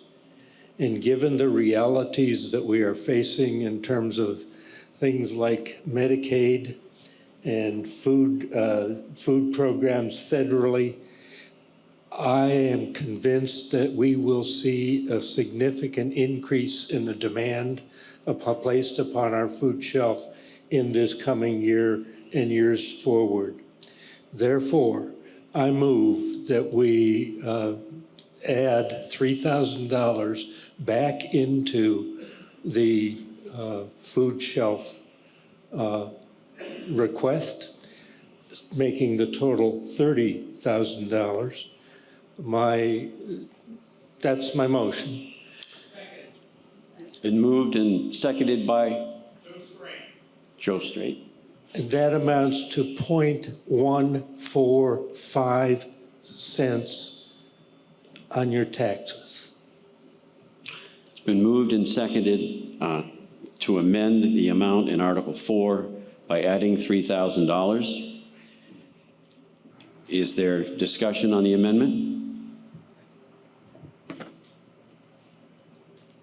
I just wanted to just quickly make sure that we have the record straight. So we did not necessarily ask one identity to take less this year. We asked all 4 identities if they could live with less money than they had asked for, and the food shelf was the only one that came back on less money. Other comments? Adam? Been moved that the vote be via paper ballot. We need 7 voters to say yes. 1, 2, 3, 4, 5. Do I have 7? 7? We have 7. There'll be a paper ballot. Read the amendment. The amendment is to increase the this is for the amendment. This is not for the total sum. Is there more discussion on the amendment?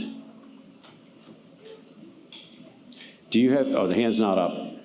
Does anyone wish to speak on the amendment, which is to add $3,000 to the Article 4 request for $27,000?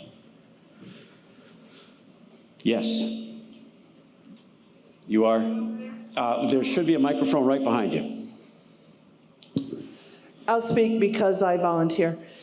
But I want to say that what happens in the food shelf when people come has often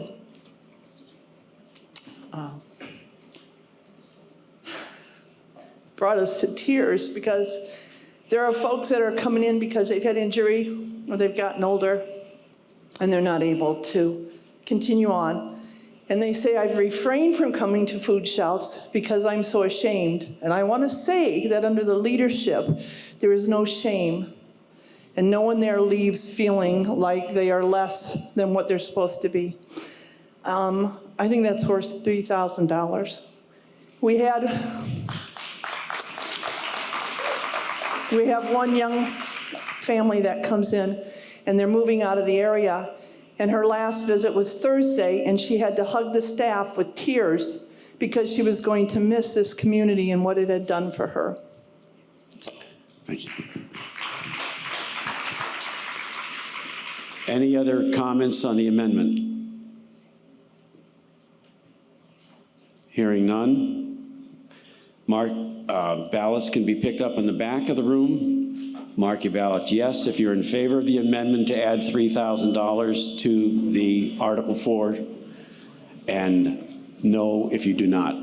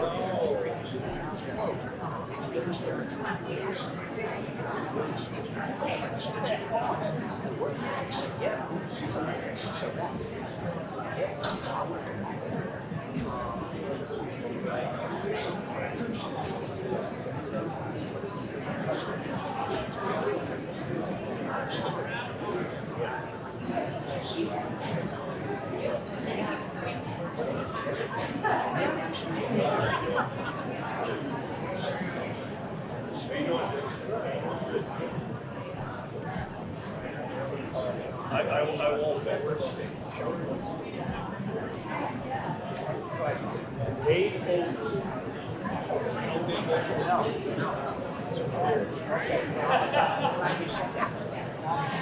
also does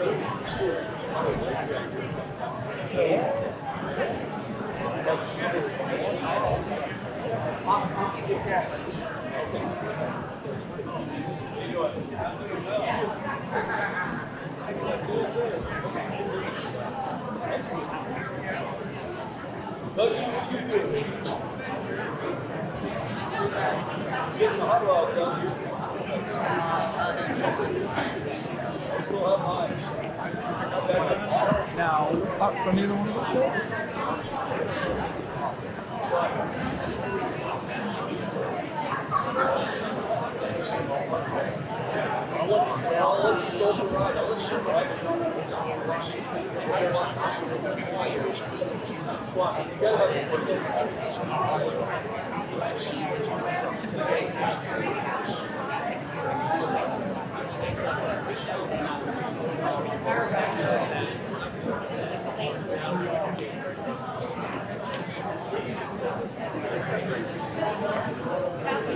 Have you seen Facebook? Are you on Facebook at all? Yeah, oh yeah,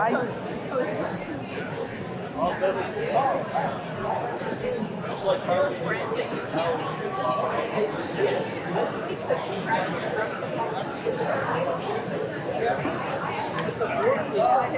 my gosh, I have to do it. I'm like, oh my gosh.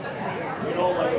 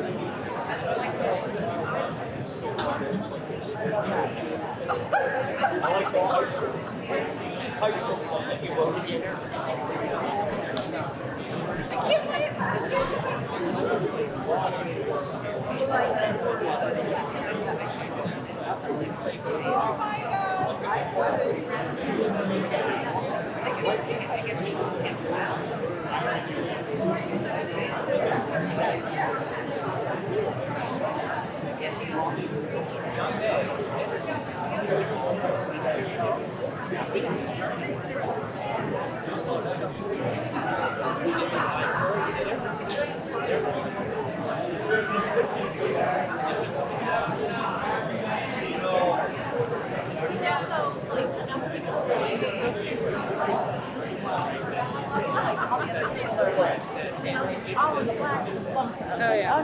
No. I'll scoot whatever. Yeah. And I was like, can I open up my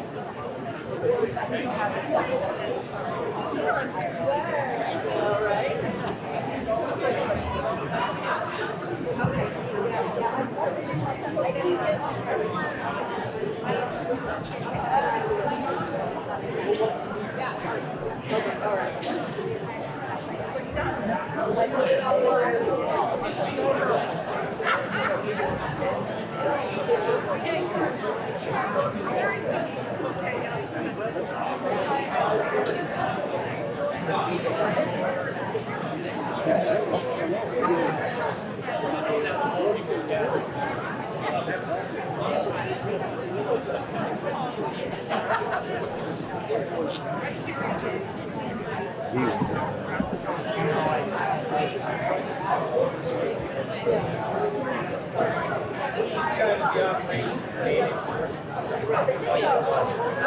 Take care.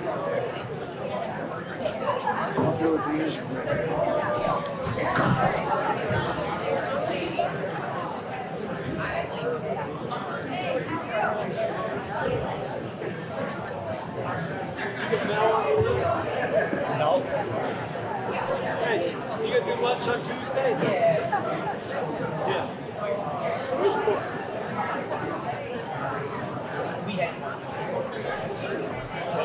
I told you to put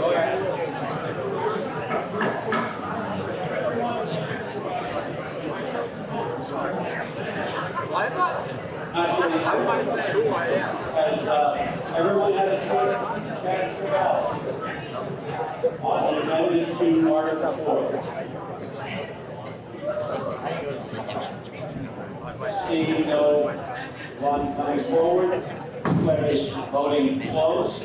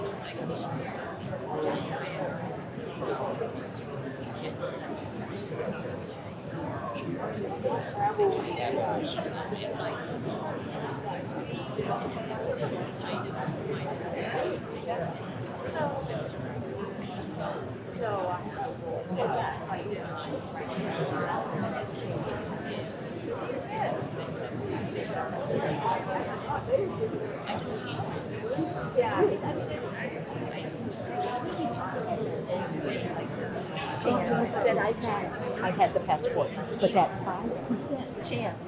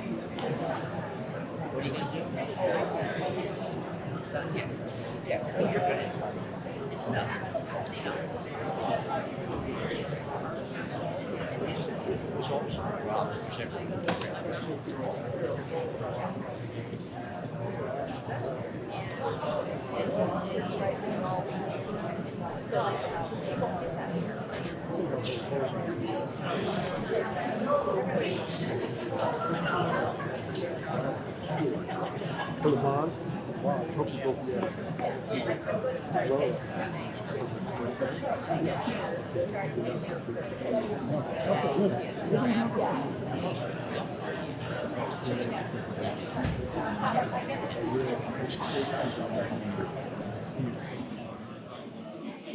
We have the results of the vote on the amendment to Article 4 to add $3,000 to the $27,000, and we had 121 yes votes, 21 no votes, and 3 blank. So the motion carries.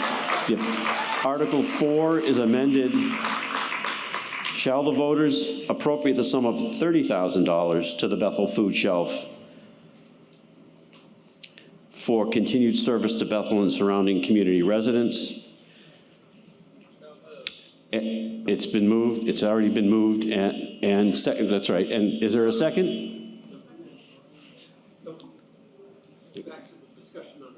Right. Right. It's been moved and seconded. The main article has been amended to $30,000. Is there further discussion on Article 4? Hearing none.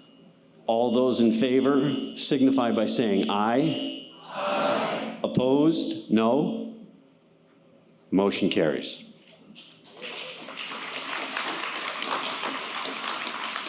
Article 5. Shall the voters appropriate the sum of $77,600 to Tri-Valley Transit for continued service to Bethel residents? Is there a motion? Rick Benson makes the motion. Is there a second? Wendell. The motion's been made and seconded. Shall the voters appropriate the sum of $7,600 to Tri-Valley Transit for continued service to Bethel residents? Is there discussion? Tom Burgos. Turn this around. Good morning. My name's Tom Burgos. I'm Bethel's appointed stagecoach representative and have been your representative for 10 years. I'm also on the board of directors, and I'm also a volunteer driver, and I'm here to recruit volunteer drivers. I hope there's some of you out there. I have a table in the back in the lobby with information on recruiting volunteer drivers. I'm here to explain this year's funding appropriation request for Tri-Valley Transit. Instead of having it included in the Human Services Advisory Board recommendations like it has in the past, we've asked to have this request added to the warning for town meeting as a separate article.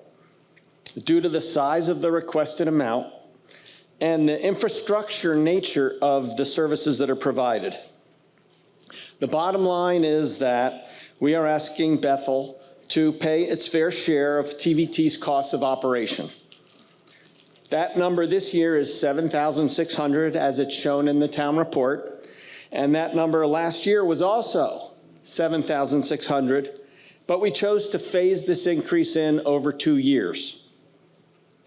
Note that there were no increases in the 5 years prior to when we requested an increase. Prior to that, we were at level funding of $4,000, and that was primarily due to federal funding during the COVID epidemic, and we had been able to meet our budget.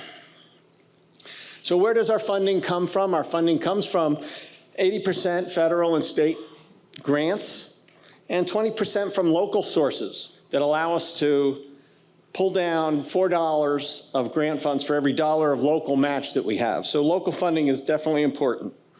And that 20% breaks out in 4 quarters. 5% comes from towns in our region, 5% from businesses, 5% from institutions and partners, and then 5% from individual donations. And we're grateful to all of our local sources of funding. The fair share formula that we use to calculate what each town in the stagecoach service area contributes to distribute that 5% fairly and equitably among our towns that we service is based on total population and the transit-dependent population, which we include in there elders, persons with disabilities, and people in poverty. So we are working with all the towns in our region, and that means from Lake Champlain to the Connecticut River. Tri-Valley Transit covers Addison County, Orange County, and Northwest Windsor County. All these towns have been asked and are doing their share to help us fund our services. In order to get Bethel to the fair share amount of $7,600, we decided to ask for that increase over 2 years. $1,800 was voted in last year, thank you, and we're seeking an additional $1,800 this year. And as I said before that, our last increase was more than 5 years ago. So these requested funds are critical to support a service that is used regularly by Bethel residents and by people all over our region. Last year, TVT provided 4,400 rides to Bethel residents by bus and through volunteer drivers like myself. If you looked at the appropriated amount that we're looking to fund, $7,600, and divided by those 4,000 riders, that's only $1.77 per ride. And these rides are for essential services, such as hospital, medical appointments, pharmacies, grocery stores, shopping centers, senior centers, schools, job training, jobs, and we've heard a lot about our crime and drug situation. We also take people to treatment centers and opioid clinics, and that's something that I myself have helped with. Stops in Bethel, there's several stops in Bethel, so Bethel is getting a good amount of service. There's stops at the school, right here, at the White Church, at the Depot Apartments, the Town Hall parking lot, and at the Exit 3 Park and Ride. And this system provides a connection between several of our Upper Valley community neighbors, from Bethel to Hancock, Chelsea, Rochester, Randolph, White River Junction, and West Lebanon. And these services are on fairly frequent midweek to the Upper Valley on the 89er, 5 stops in the morning, 5 stops in the afternoon, a Saturday shop or a Randolph circulator 3 times a day. So quite a bit of service. And since 1976, this is a historic moment for us. We've been serving this region for nearly 50 years and have just completed our 5 millionth ride. So I think that's historic. Last year alone, we provided 200,000 rides in our region. So we think this is a valuable service, and we're asking for local support. Therefore, we propose following through on part 2 of last year's plan to bring Bethel's appropriation to its fair share amount with an increase of $1,800 to $7,600. Thank you.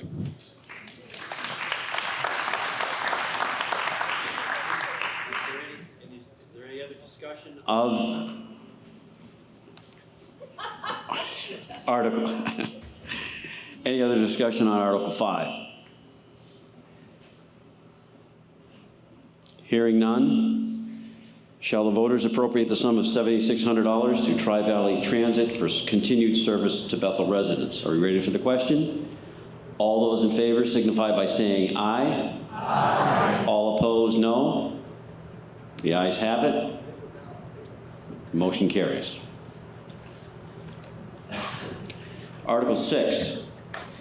Shall the voters appropriate the sum of a total of $15,965 to the following social service agencies pursuant to 24 VSA Section 2691? See the town report, and that's on page 20, for a detailed description of each agency. Is there a motion? It's been moved. Is there a second? Seconded by Chuck. The motion reads, shall the voters appropriate a total of $15,965 to the following social service agencies pursuant to 24 VSA Section 2691. See the town report for a detailed description of each agency, and that is on page 20. Is there a discussion of the motion? Go ahead, Paul.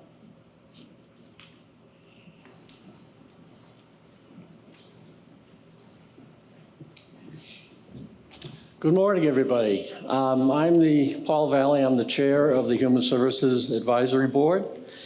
Our board is comprised of 5 individuals who volunteer their time to oversee the applications for appropriations from local and regional nonprofit organizations that provide services to Bethel residents. I want to thank Scott Putney, Suzanne Burgos, Bennett Law, and Stan Capron for being on the board as volunteers.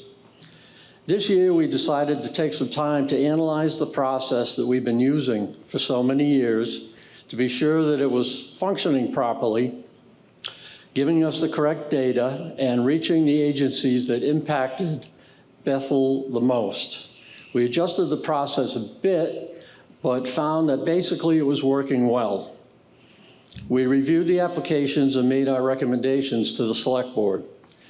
We asked the agencies to provide financial records, proof of nonprofit status, and documentation that describes exactly how many Bethel residents are served by their agency. On page 20 in the town report, you'll see the 9 agencies that we recommended be funded through our tax dollars. The total amount this year is $14,965. There's also an additional $1,000 appropriation for the Randolph Playhouse. And that brings the total to the $15,965. I'll be answering any questions. Anybody has anything? No, thank you very much. Thank you, Paul. Yes. You want? She's got a microphone. Okay. Hi, it's Rachel Yeager from the Clara Martin Center, and I just want to say thank you not only for considering it this year, but for all the years in the past that you've really helped out the Clara Martin Center. We provide the mental health services that range from outpatient care to 24-hour emergency service, school short-term interventions, a wide variety of services. For Bethel, we have seen 117 people from the Bethel area, but the most important thing is that it's always open to everyone. If you're having a crisis or you need something, Clara Martin's here for you in the way that you've been here for us. And I just want to say thank you for everything you've given in the past and for if you grant this to us this today. Thank you, Rachel. Any further comment on Article 6? Hearing none, are we ready for the question? All those in favor signify by saying aye. Aye. All opposed, no. The ayes have it, appear to have it, and do have it. Article 7. Shall the voters authorize the expenditure of $10,000 for the non-for-profit operation of the South Royalton Area Senior Center for continued service to Bethel residents? Is there a motion? Mel? Is there a second? Rick? It's been moved and seconded. Shall the voters authorize the expenditure of $10,000 for the non-for-profit operation of the South Royalton Area Senior Center for continued service to Bethel residents? It's open for discussion. Rick? Eric, I'm sorry. You were close, Dana. I am Eric Richardson, and I am one of the representatives for the Senior Center from Bethel, along with Jack Barella and Paul Baylor.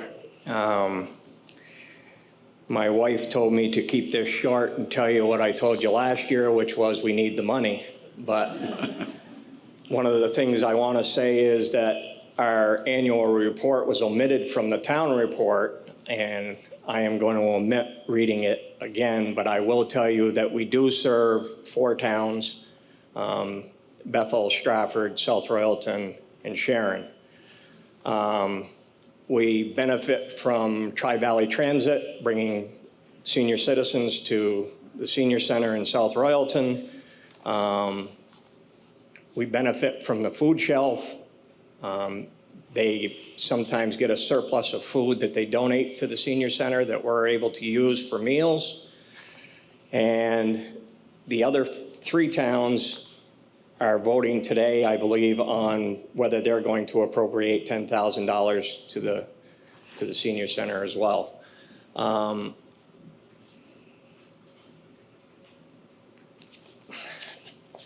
Meals on Wheels has been probably the biggest part of the program since COVID. Our Meals on Wheels program has increased significantly, where our congregant meals, which is when people get together and have meals together, has dipped. Consequently, most of our revenue is from the towns. We don't get a lot of money from people that come and have meals together. We don't get a lot of meal money from Meals on Wheels. So we really depend on this money to make this program work. I think if you saw the numbers, and we do have a table out front, the average donation is $5 that we ask from citizens that are over 60 that come to the Senior Center for a meal. If you're under 60, it costs you $7. It's a home-cooked meal. It's probably just like what you get at home. They're good meals, and I can tell you that this coming Tuesday will be roast pork. The following Tuesday is going to be corned beef and cabbage. But we have a newsletter. We have a sign-up for a newsletter out in the lobby, and encourage you to do so, and you can get this information online.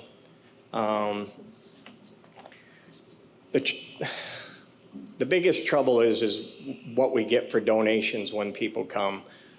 Just as an example, in January of 2025, we had 650 Meals on Wheels delivered with an average donation of $1.13. Those meals cost us $13.58 to produce. The curbside, which is something that derived of COVID, where people could pick up meals at the place, at the senior center, and be on their way. The average donation, we had 134 of those in January with an average donation of $2.66. And the congregate meals, we had 107 for the month of January, and the average donation was $4.86.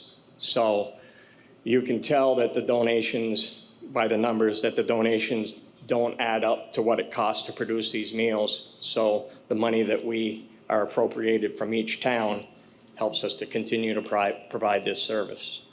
I will tell you that one of the things that I hate about being on the board is that every year when town meeting comes, someone has to speak up at town meeting and explain some things. And me being the rookie, I'm the one that gets the short straw. Anyway, I just asked for approval of this, and that's. Thank you, Eric. Thank you, Dana.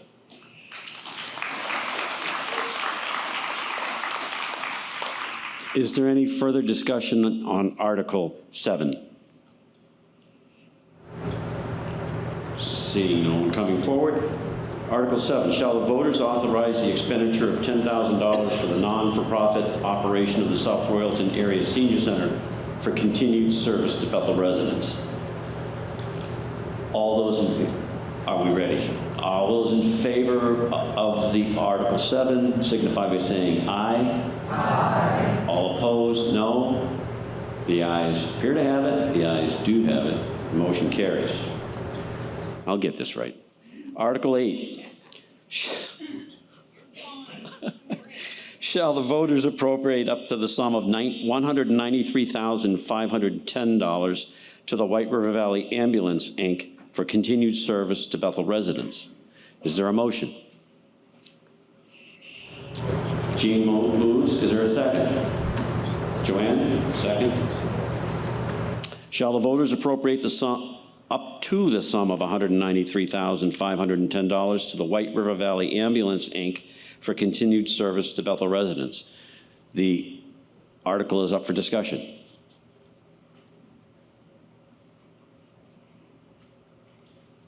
No. Yes, sir, we have a... yeah, are there any questions? If you are Frank? Yeah. Do you wish to address the assembly? Sure. And can I, Frank, your last name is? It's Frank Cervels.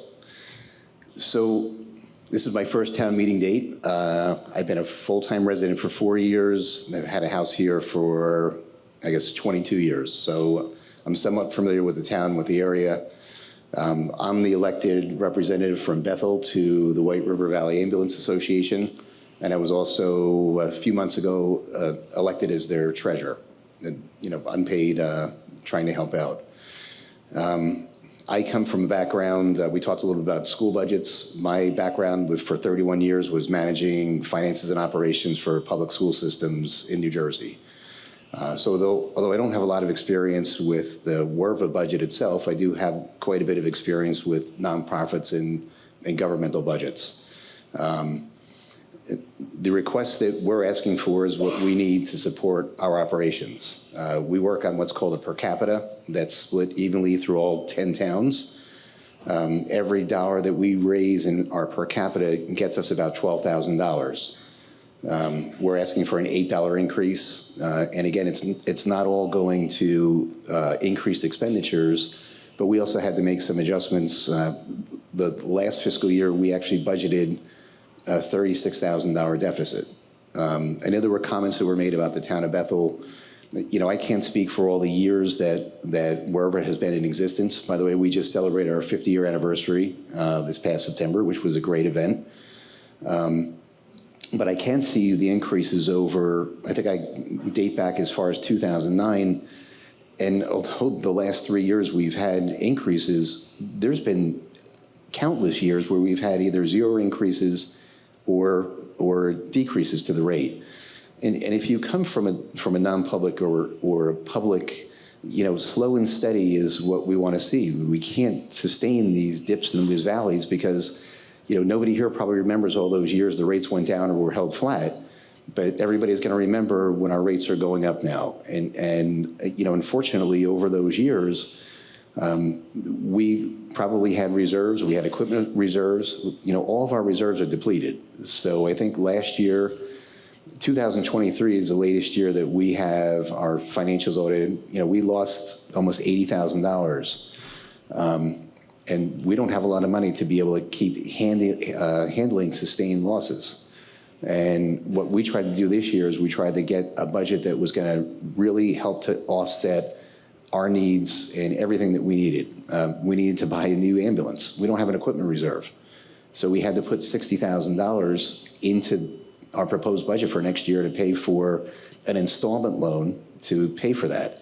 One of the things that we're looking for prospectively is to put a list of equipment and come up with a 5-year replacement plan and see what that number looks like. So that's one of our goals for this year. Another goal is to really look at our operations and see if we can make some changes to become more efficient. So that's a goal that we just adopted at our last meeting a week or two ago, because we understand that, you know, we can't keep having sustained increases. But, you know, we can't make up for what may have happened in the past. We can only say this, you know, this is what we need. This is what we need to operate. You know, we got hurt with our health insurance. You know, we basically provide vehicles and we provide staff to respond to calls. And those expenses have gone up, just like everywhere else. So we're asking for this increase. It says up to because our fiscal years are somewhat combined. And we don't know what our 2026 is going to look like, but the town has to fund for the first 6 months of 2025 and the second 6 months of 2026, which will come into further clarity as we start building our budget, you know, toward the September, October, November of this coming year. One of the eye openers for me was that 1 out of every 3 calls we don't get paid on because we can only charge if we follow through on the call. So somebody calls and they're in distress, and by the time we get there, for whatever reason they refuse assistance, we can't bill anybody for that. So that's money that we lose. So our total budget is about $2 million, and just about half of that comes from the 10 towns. It's broken up based on their census. The other half comes from private insurers, Medicare and Medicaid. The bulk of the money that comes in through the clients that we serve come through Medicare or Medicaid. And, you know, we rely on that heavily. We haven't seen increases in those areas. And, you know, now we're hearing talks about decreases. So that's got us a little bit nervous, you know, for making our ends meet. So, you know, all these things combined are causing that increase. I've heard very positive things. Everybody seems very happy with the organization. We're very grassroots. We try and get into the fabric of all 10 communities. And again, you know, we're so geographically spread out. You know, we go from all the way up in Hancock and Granville over to Royalton, out to Braintree. So we have a huge service area, and that puts a lot of wear and tear on our vehicles, and it takes a lot of time and staff to cover all 10 towns. So I wasn't really prepared to make a speech today, but I'm trying to do my best. Anyway, that's all I have, but I'm happy to answer any questions that anybody might have about the operation and the need for the funds. I see no hands rising. Frank, oh, I do see it, yes. Microphone? Yeah.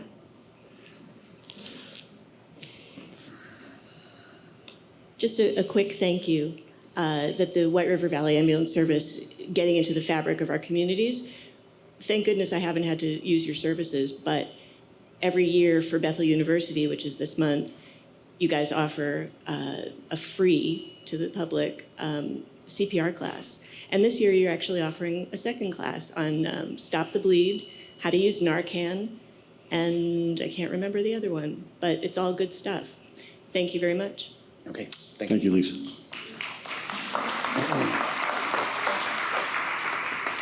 Thank you, Frank. Okay. Nice job. Any further questions? Any comments?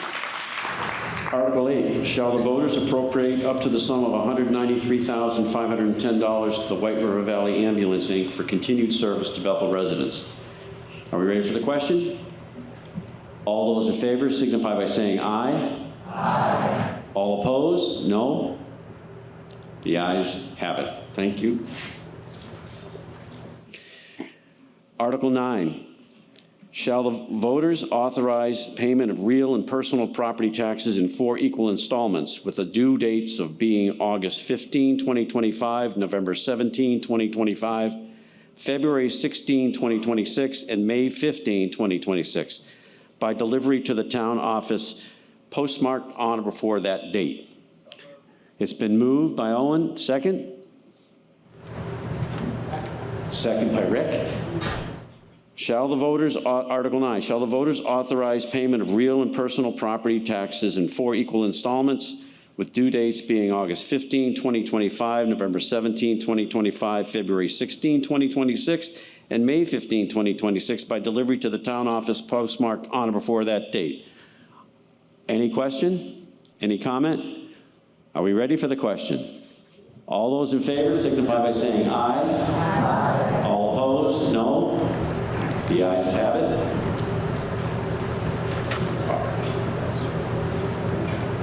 That's what you said.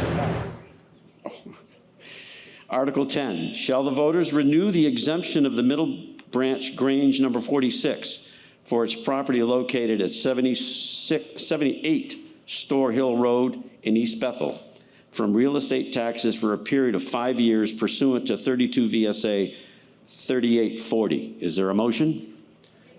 It's been moved by Vander and seconded by Chris. Chris Force, yes. Shall the voters, Article 10, shall the voters renew the exemption of the Middle Branch Grange for number 46 for its property located at 76 Store Hill Road in East Bethel from real estate taxes for a period of 5 years pursuant to 32 VSA 3840? Would you like to speak to the question? Please do. I would ask permission to speak as a non-Bethel resident, but a representative of the Grange. If there's no objection, you are? My name is Jillian Dean. I'm the elected master or president of Middle Branch Grange currently. Seeing no objection, we'll let you speak. Thank you so much. I came here today to ask the voters of Bethel to renew our exemption on our property in East Bethel. For those of you who are not aware, the Grange is an agricultural-based organization that promotes the education and stewardship of our land. Middle Branch Grange has existed in East Bethel since 1912. I'm a 5th-generation member myself. We try to promote agriculture by supporting our community. Organizations such as the 4-H and Girl Scouts have been allowed to use our hall for free in past years so that they may meet and also hold their fundraisers. Also, as many of you know, last year we lost our hall to a devastating fire, which we're very grateful to the firefighters of Bethel and the surrounding towns for their quick response, because although our hall cannot be saved, our regalia and history were, which is amazing.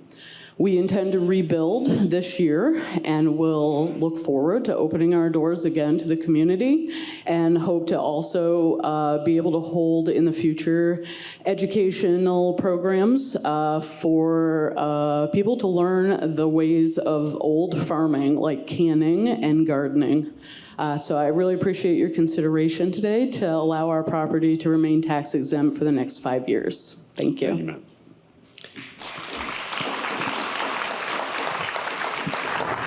Is there further discussion of the Article 10? Hearing none, are we ready for the question? Shall the voters renew the exemption of Middle Branch Grange number 46 for its property located at 78 Store Hill Road in East Bethel from real estate taxes for a period of 5 years pursuant to 32 VSA Section 3840? Are we ready for the question? All those in favor signify by saying aye. Aye. All opposed, no.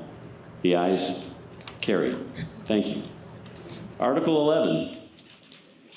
To transact any other non-binding business that may legally come before the meeting pursuant to 17 VSA Section 2660D. Nancy.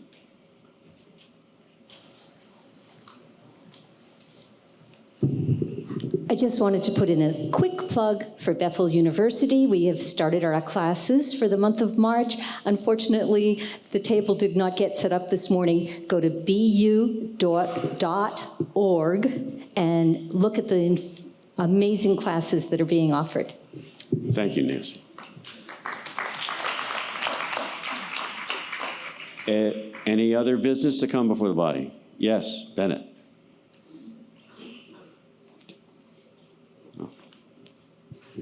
Hi, I'm Bennett Law from Bethel Gilead. I've been told I'm flogging a dead horse here, but it was reported in the Herald that the town of Bethel is spending more than $1 million on the Pinello Bridge, which is a bridge to a house no one lives in. It's essentially a driveway to a house that no one lives in.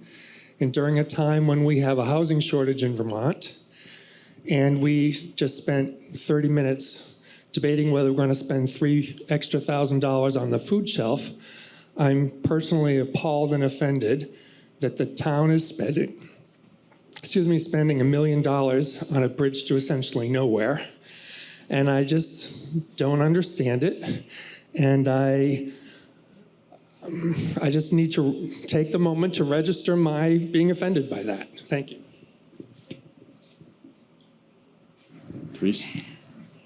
So I will respond to that. And I'm just going to recap what I told you in the email that I sent you about that, Bennett, is Pinello Bridge was destroyed in the April 2019 flood. I was not the town manager at the time of that flood. The decision was made to replace the bridge. So once it went through the FEMA process, I obviously approached the Pinellos to see if they would sell, because you can do a buyout, as Bethel is familiar with after Irene. They did not want to do that. It was a family home. So the town can't do anything. We can't force you. What? It's a Class 3 town. It is a Class 3 town highway, so we cannot force you to do a buyout. So it is a Class 3 road, which was done by prior administrations, prior town meeting, prior select board. So as a Class 3 road, we have to replace the bridge. So we have been dealing with that since, me personally, I became the interim in June of 2019. I've been dealing with it since then. So we did install a temporary bridge that we rent from the state of Vermont for a monthly fee. I have asked repeatedly for them to let us buy it. It's like a maybe bridge. Is the phrase I'm familiar with. And I was, again, told no. So yes, we have to build a bridge there. We have already paid for the majority of the engineering. The estimates for the bridge came in. The winning bid was for ECI. It was around $800,000. The town is on the hook for 12.5% of that. At a prior select board meeting after the flood, when we were talking about it, and talking with the Pinellos, Dorothy invited a lot of residents of Gilead to the select board meeting. Chris was the chair at the time, and we talked about that this was going to cost us a significant amount of money, and the residents that were there agreed that we should pay for the 12.5% to get the bridge back. So that's what we're doing. We have since saved for all that ERAF. Like Chris explained about your budget earlier, it is set aside in the budget. So Pinello Bridge, the ERAF, is already paid for. So when a bridge fails on a Class 3 road, the town has no choice but to fix it. And we cannot force a resident into a buyout situation. It was obviously one of the first things that we considered.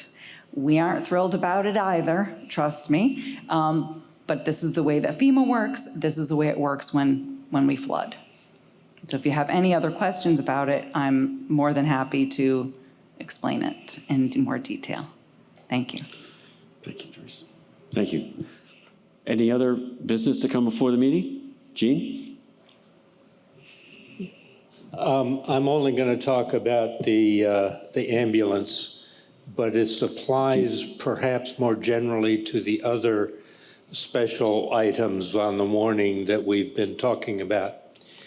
For the life of me, I cannot understand why the town does not have a budget called safety services that would include police, fire, and ambulance. And because our ambulance, the amount of our contribution ultimately is not set by us, I trust the select board to make a responsible decision about the item under question and believe strongly that it would benefit all of us to simply say, public safety is a concern for this community. It includes fire, police, and ambulance, and just include it in for consideration in the regular budget. Thank you. Thank you, Gene. I have two items I've been asked to bring your attention to. One is the report on page 60 for the Bethel Historical Society. They have a table out in the back raising money for a memorial, and I would please ask you to visit the table in the back, consider the fundraising efforts they're pursuing, and Joanne, if you want to add anything to that, please do.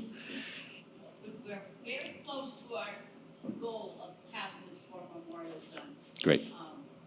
We're about 5,000 for the goal. Great. Which is very good. It's coming in at about $28,000. Okay.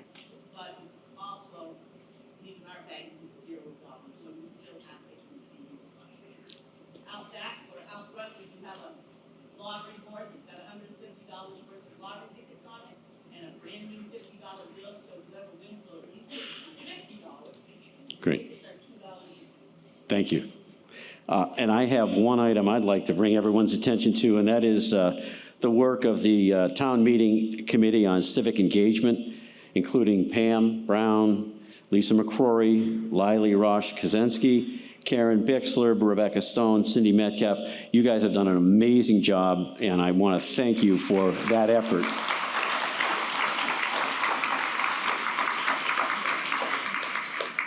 Any other business under Article 11? Chris? Sure.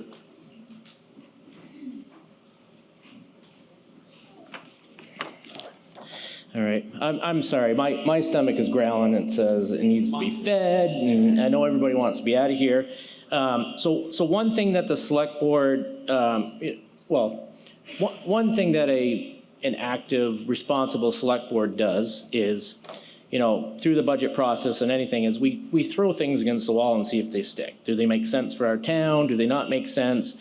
Often we get feedback from the community. Sometimes maybe not as much feedback, and we go forward with whatever the budgetary pieces are. So one piece that we started some communication or conversations on this year at the board level is what we call a local option tax. tax, bad word, right? Gets everybody defensive, our walls go up. But the opportunity on a local option tax, so our budgets, we don't really have many options to raise revenue at the lower level for the town. So basically, everybody here is our revenue raisers, right? So whenever we say, we need $10,000 more to invest in something for a service for you, that comes 100% from you. In this case, a local option tax is the ability to share the pain, not just ourselves paying, but others helping to pay for things. So an example of a local option tax would be, in Vermont, you have the ability to vote. So we're not voting on one. Just what I'm doing right now is conducting, business that isn't legally binding. So it's just more of, at the end of a show of hands of, do people feel like they're in favor of this? And if so, this will be something that the board will move forward on, and it would come before the voters next year. So it's not something that the select board does on their own. The voters would get an opportunity to vote on that. But the local option tax is, it would be a 1% tax that would go on goods and services in our community. It includes things, not just groceries and hardware store, but, alcohol, marijuana, those types of things are all included on it. 70% of the 1% tax, if you did it, would stay locally in our town. And the other 30% the state gets for doing whatever. But we would collect 70%. And based upon our current goods and services that, I wouldn't say we track, but some data that we have, would be the ability to raise between $80,000 and $100,000 a year that wouldn't come 100% directly from the voters sitting here in the seats. Some of the information that we had looked through is there were some studies that were done over the last 4 years in the town of Bethel that just kind of, who is buying goods in our area. And the information, and this is all on page 74 in the back of the book, but the 40% of the goods and services that are purchased in Bethel come from directly Bethel residents. So everybody that's sitting here and everybody else that didn't come today. The other 60% is made up of, about 40% of that 60% is made up of neighboring towns. So people from Randolph, Royalton, Rochester area. And then the other remaining 20% comes from other neighboring towns that might be further away in Vermont, or individuals that may be out of state visiting in here for the weekend or for the day or for the week. So the opportunity here is, it's kind of like, like a gas tax or something like that, where we wouldn't have to 100% fund the revenue. That burden could be shared with our neighbors or individuals that come to other, from other states that acquire our services. So I guess what I would be looking for today, and I know it's a lot to take in, and again, it's not binding, is maybe a show of hands from the community of, is this something that you would like the select board to pursue? And we will, which really for us to pursue it would go on next year's warning to vote on.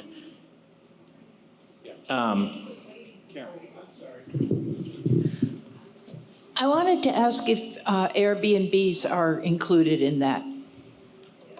They are, yeah. Good, thank you. And again, some of the data is not the easiest to come by. So some goods and services are very easy to come by. Like, if you buy, if you go down to the hardware store and you buy $20 worth of goods, those are easy to track. Some things that aren't tracked in the state of Vermont is liquor and marijuana and things like that. So, we're kind of figuring in there what those other goods and services would provide.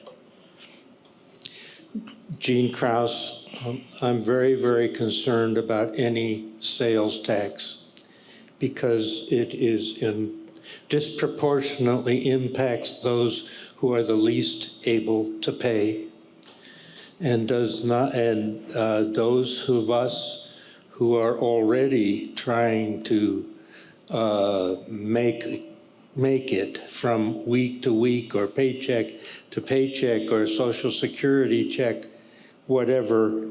These are the people who will be paying disproportionately more. I know it's not a lot of money, but the principle of taxation based on everybody pays the same number of dollars, I think is misinformed. Yeah.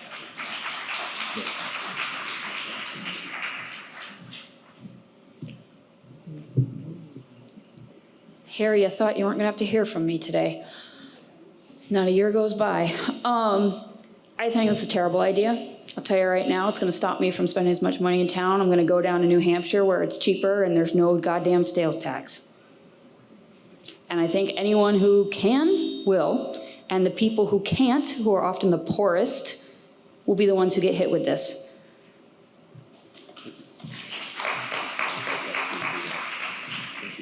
Same kind of thoughts with the idea on the Airbnb. I would like to see some more ideas on what we could be doing on people who have non-primary residences in Bethel, that we could be taxing those at a higher rate because people are just hoarding property. It's making the housing crisis worse. And we want people who, if they're going to be doing that and making money on it, they need to be putting that money back in this community.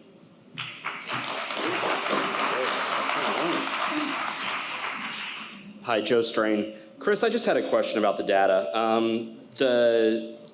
Page 74 says that it's 40% of customers came from Bethel. Do we know if those customers are counted for each individual transaction, or if it's 40% of the dollars spent in Bethel are by local residents? Because if the state is taking out 30% and a disproportionate amount of that money is being spent by Bethel residents, then it may not work out the way that you think it is. Right. Right. So. Right. So it's 40% of transactions came from Bethel residents? Yeah, it was done, it was done as part of the Bethel for All. The gentleman who did an economic study, it was a zip code survey. So he'd asked certain businesses to keep track of the zip code when people came in to make a purchase. So we also did receive some of the data from the state. But again, it's just an idea. It was brought to us by a resident. And then the state of Vermont recently changed the law so that municipalities could do a local option tax. It was something that was a little bit out of our reach in the past. They've changed the rules recently. They will only accept 5 a year, and there's some in local towns that are doing it nearby. So, it's just an option, as Chris said, throwing stuff at the wall to see what sticks, just to see of other ways to raise revenue other than property taxes. So that's all, just an exploratory. But my point is that if it's 40% of transactions and not 40% of the total dollars spent in Bethel, then it's possible that a disproportionate amount of that may end up in the 30% that goes to the state. Sure. I just want to point that out as a possibility. They take 30% and they take, I think it was $5.96 per filing. So there's more to it that the state takes as well, Joe, but that's the gist. Hi, Cynthia Quilici. Yeah, my perception on this is it just seems like a carrot to get more money for the state by kind of offering this as a little, dangling it out in front of us, like, ooh, you could have this money if you then give us our 30% cut, and who knows what happens to that. Then there's also this idea of there's maybe sort of a mutually assured destruction thing going on, like, oh, our town's doing it, but then when the next town over does it, and the next town over, then everyone's paying 1%, and we've all kind of done this to ourselves. And that doesn't seem to make very much sense to me. I think there's maybe more creative ways for the town to acquire resources than these complicated, taxation methods that necessarily pass through, another level of bureaucracy. That's my opinion. So, yeah. It was an option presented by the state of Vermont, and so that's all. It's just exploratory. That's why it's not on the ballot. That's why it's not even really a vote. We were just curious because there were several people that were interested in it. And we have talked to local businesses. Owen was great. He gave us some good information. I met with Lang Durfee. So we have doing a little research. It's just an idea we're kicking around, nothing we're wed to for sure. Hi, Rebecca Stone. Whoop, I guess I'll use it handheld. I appreciate all this conversation and appreciate the board looking proactively at this. And I guess want to use this moment to suggest we look even more creatively as well. I've heard so much about affordability this year, and so many people are struggling with taxes. And there are a lot of creative ways that as a community we could help increase revenue and make things more affordable. And some of them are really, really easy. So I just wanted to share a couple. I've heard from town staff, actually, that there are a lot of older adults in particular who no longer need to file income taxes, and so do not file homestead exemptions. Do not file the homestead declaration at the state. If they do that, that could result in major tax savings for them on school taxes in particular. And someone please correct me if I'm wrong on the details, because I'm not a tax pro. So just a note to say all of us can help spread that message and help make sure that people who are entitled to apply for these existing tax savings can get them, which would help with affordability. When the bond vote questions were coming out this fall and people were really struggling, there were some creative ideas tossed around to how to make sure that our schools can get the facilities upgrades that they legitimately need. They legitimately need a rehearsal space large enough so that kids are not stuck in seats and having sound issues, and that we have ventilation systems put in, and people need affordability. And there were people suggesting things like starting voluntary donation funds so that people who can afford to pay a little bit more could do that and chip in and cover the costs for people who legitimately cannot pay more. I did a little Googling around and found some creative problems creative solutions in Massachusetts communities, such as municipal efforts where any adult who's volunteering a certain number of hours for the municipality gets a little tax break. These are done municipality by municipality, and we have such an amazing community of volunteers here in this community. I wonder what that could look like if we had a policy that's either by income or by the amount of volunteering that could help lower that burden. So just an encouragement to our board, to our town staff, to everybody out here to think creatively about this too and start looking around at how we can make all of these things happen.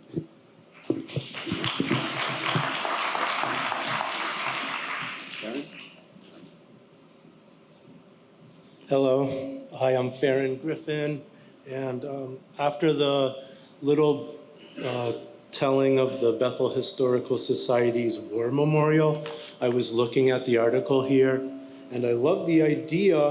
However, I was looking at, they're honoring Bethel veterans from the following wars: French Indian, Revolutionary, 1812, Civil, Spanish American, World War I, II, Korean War, and Vietnam War. However, there have since been 2 wars, and I personally have a friend here, Alan Lana. He was born here, went through Bethel school, has moved back here paying Bethel taxes, and I just don't like the idea of excluding him. And We're not trying to exclude those 2 wars. We do have room for those 2 wars on our memorial. The town has stopped tracking veterans, so we are having a hard time finding those names. Fair enough. We're not trying to exclude them. We would like to put them on there. We have left room on the last plaque. You look at the picture, it'll show you how far it goes. I think there's 2.5 columns there. That's that right. We can still add names to. Okay, good. So we just have no way of Sure. finding them. We're Okay. looking. Good to know. Thank you. Thank you. So just kind of to go back to the local option tax, do we need a show of hands of who's for it or against it? Or is this something that you would much rather see us have a meeting or 2 that we talk about this as an agenda item, that you're more than welcome to come out and voice concerns of different pieces? Or we're just looking for, again, we wouldn't be doing our jobs if we didn't look at all the options. And all the options are not fun, popular, but they're options. And, we would be doing a disservice if we didn't at least present them to you. So do we feel at this point, a show of hands, yes or no, if you want us to pursue this, or should we more take it up on a meeting? I mean, our average meeting size is about 4 to 6 people. So I'm thinking there's more buy-in here today. That's why we kind of proposed that today. So maybe if a show of hands of anybody supporting it, just raise your hand. And no, raise your hand. Okay. All right. Thank you.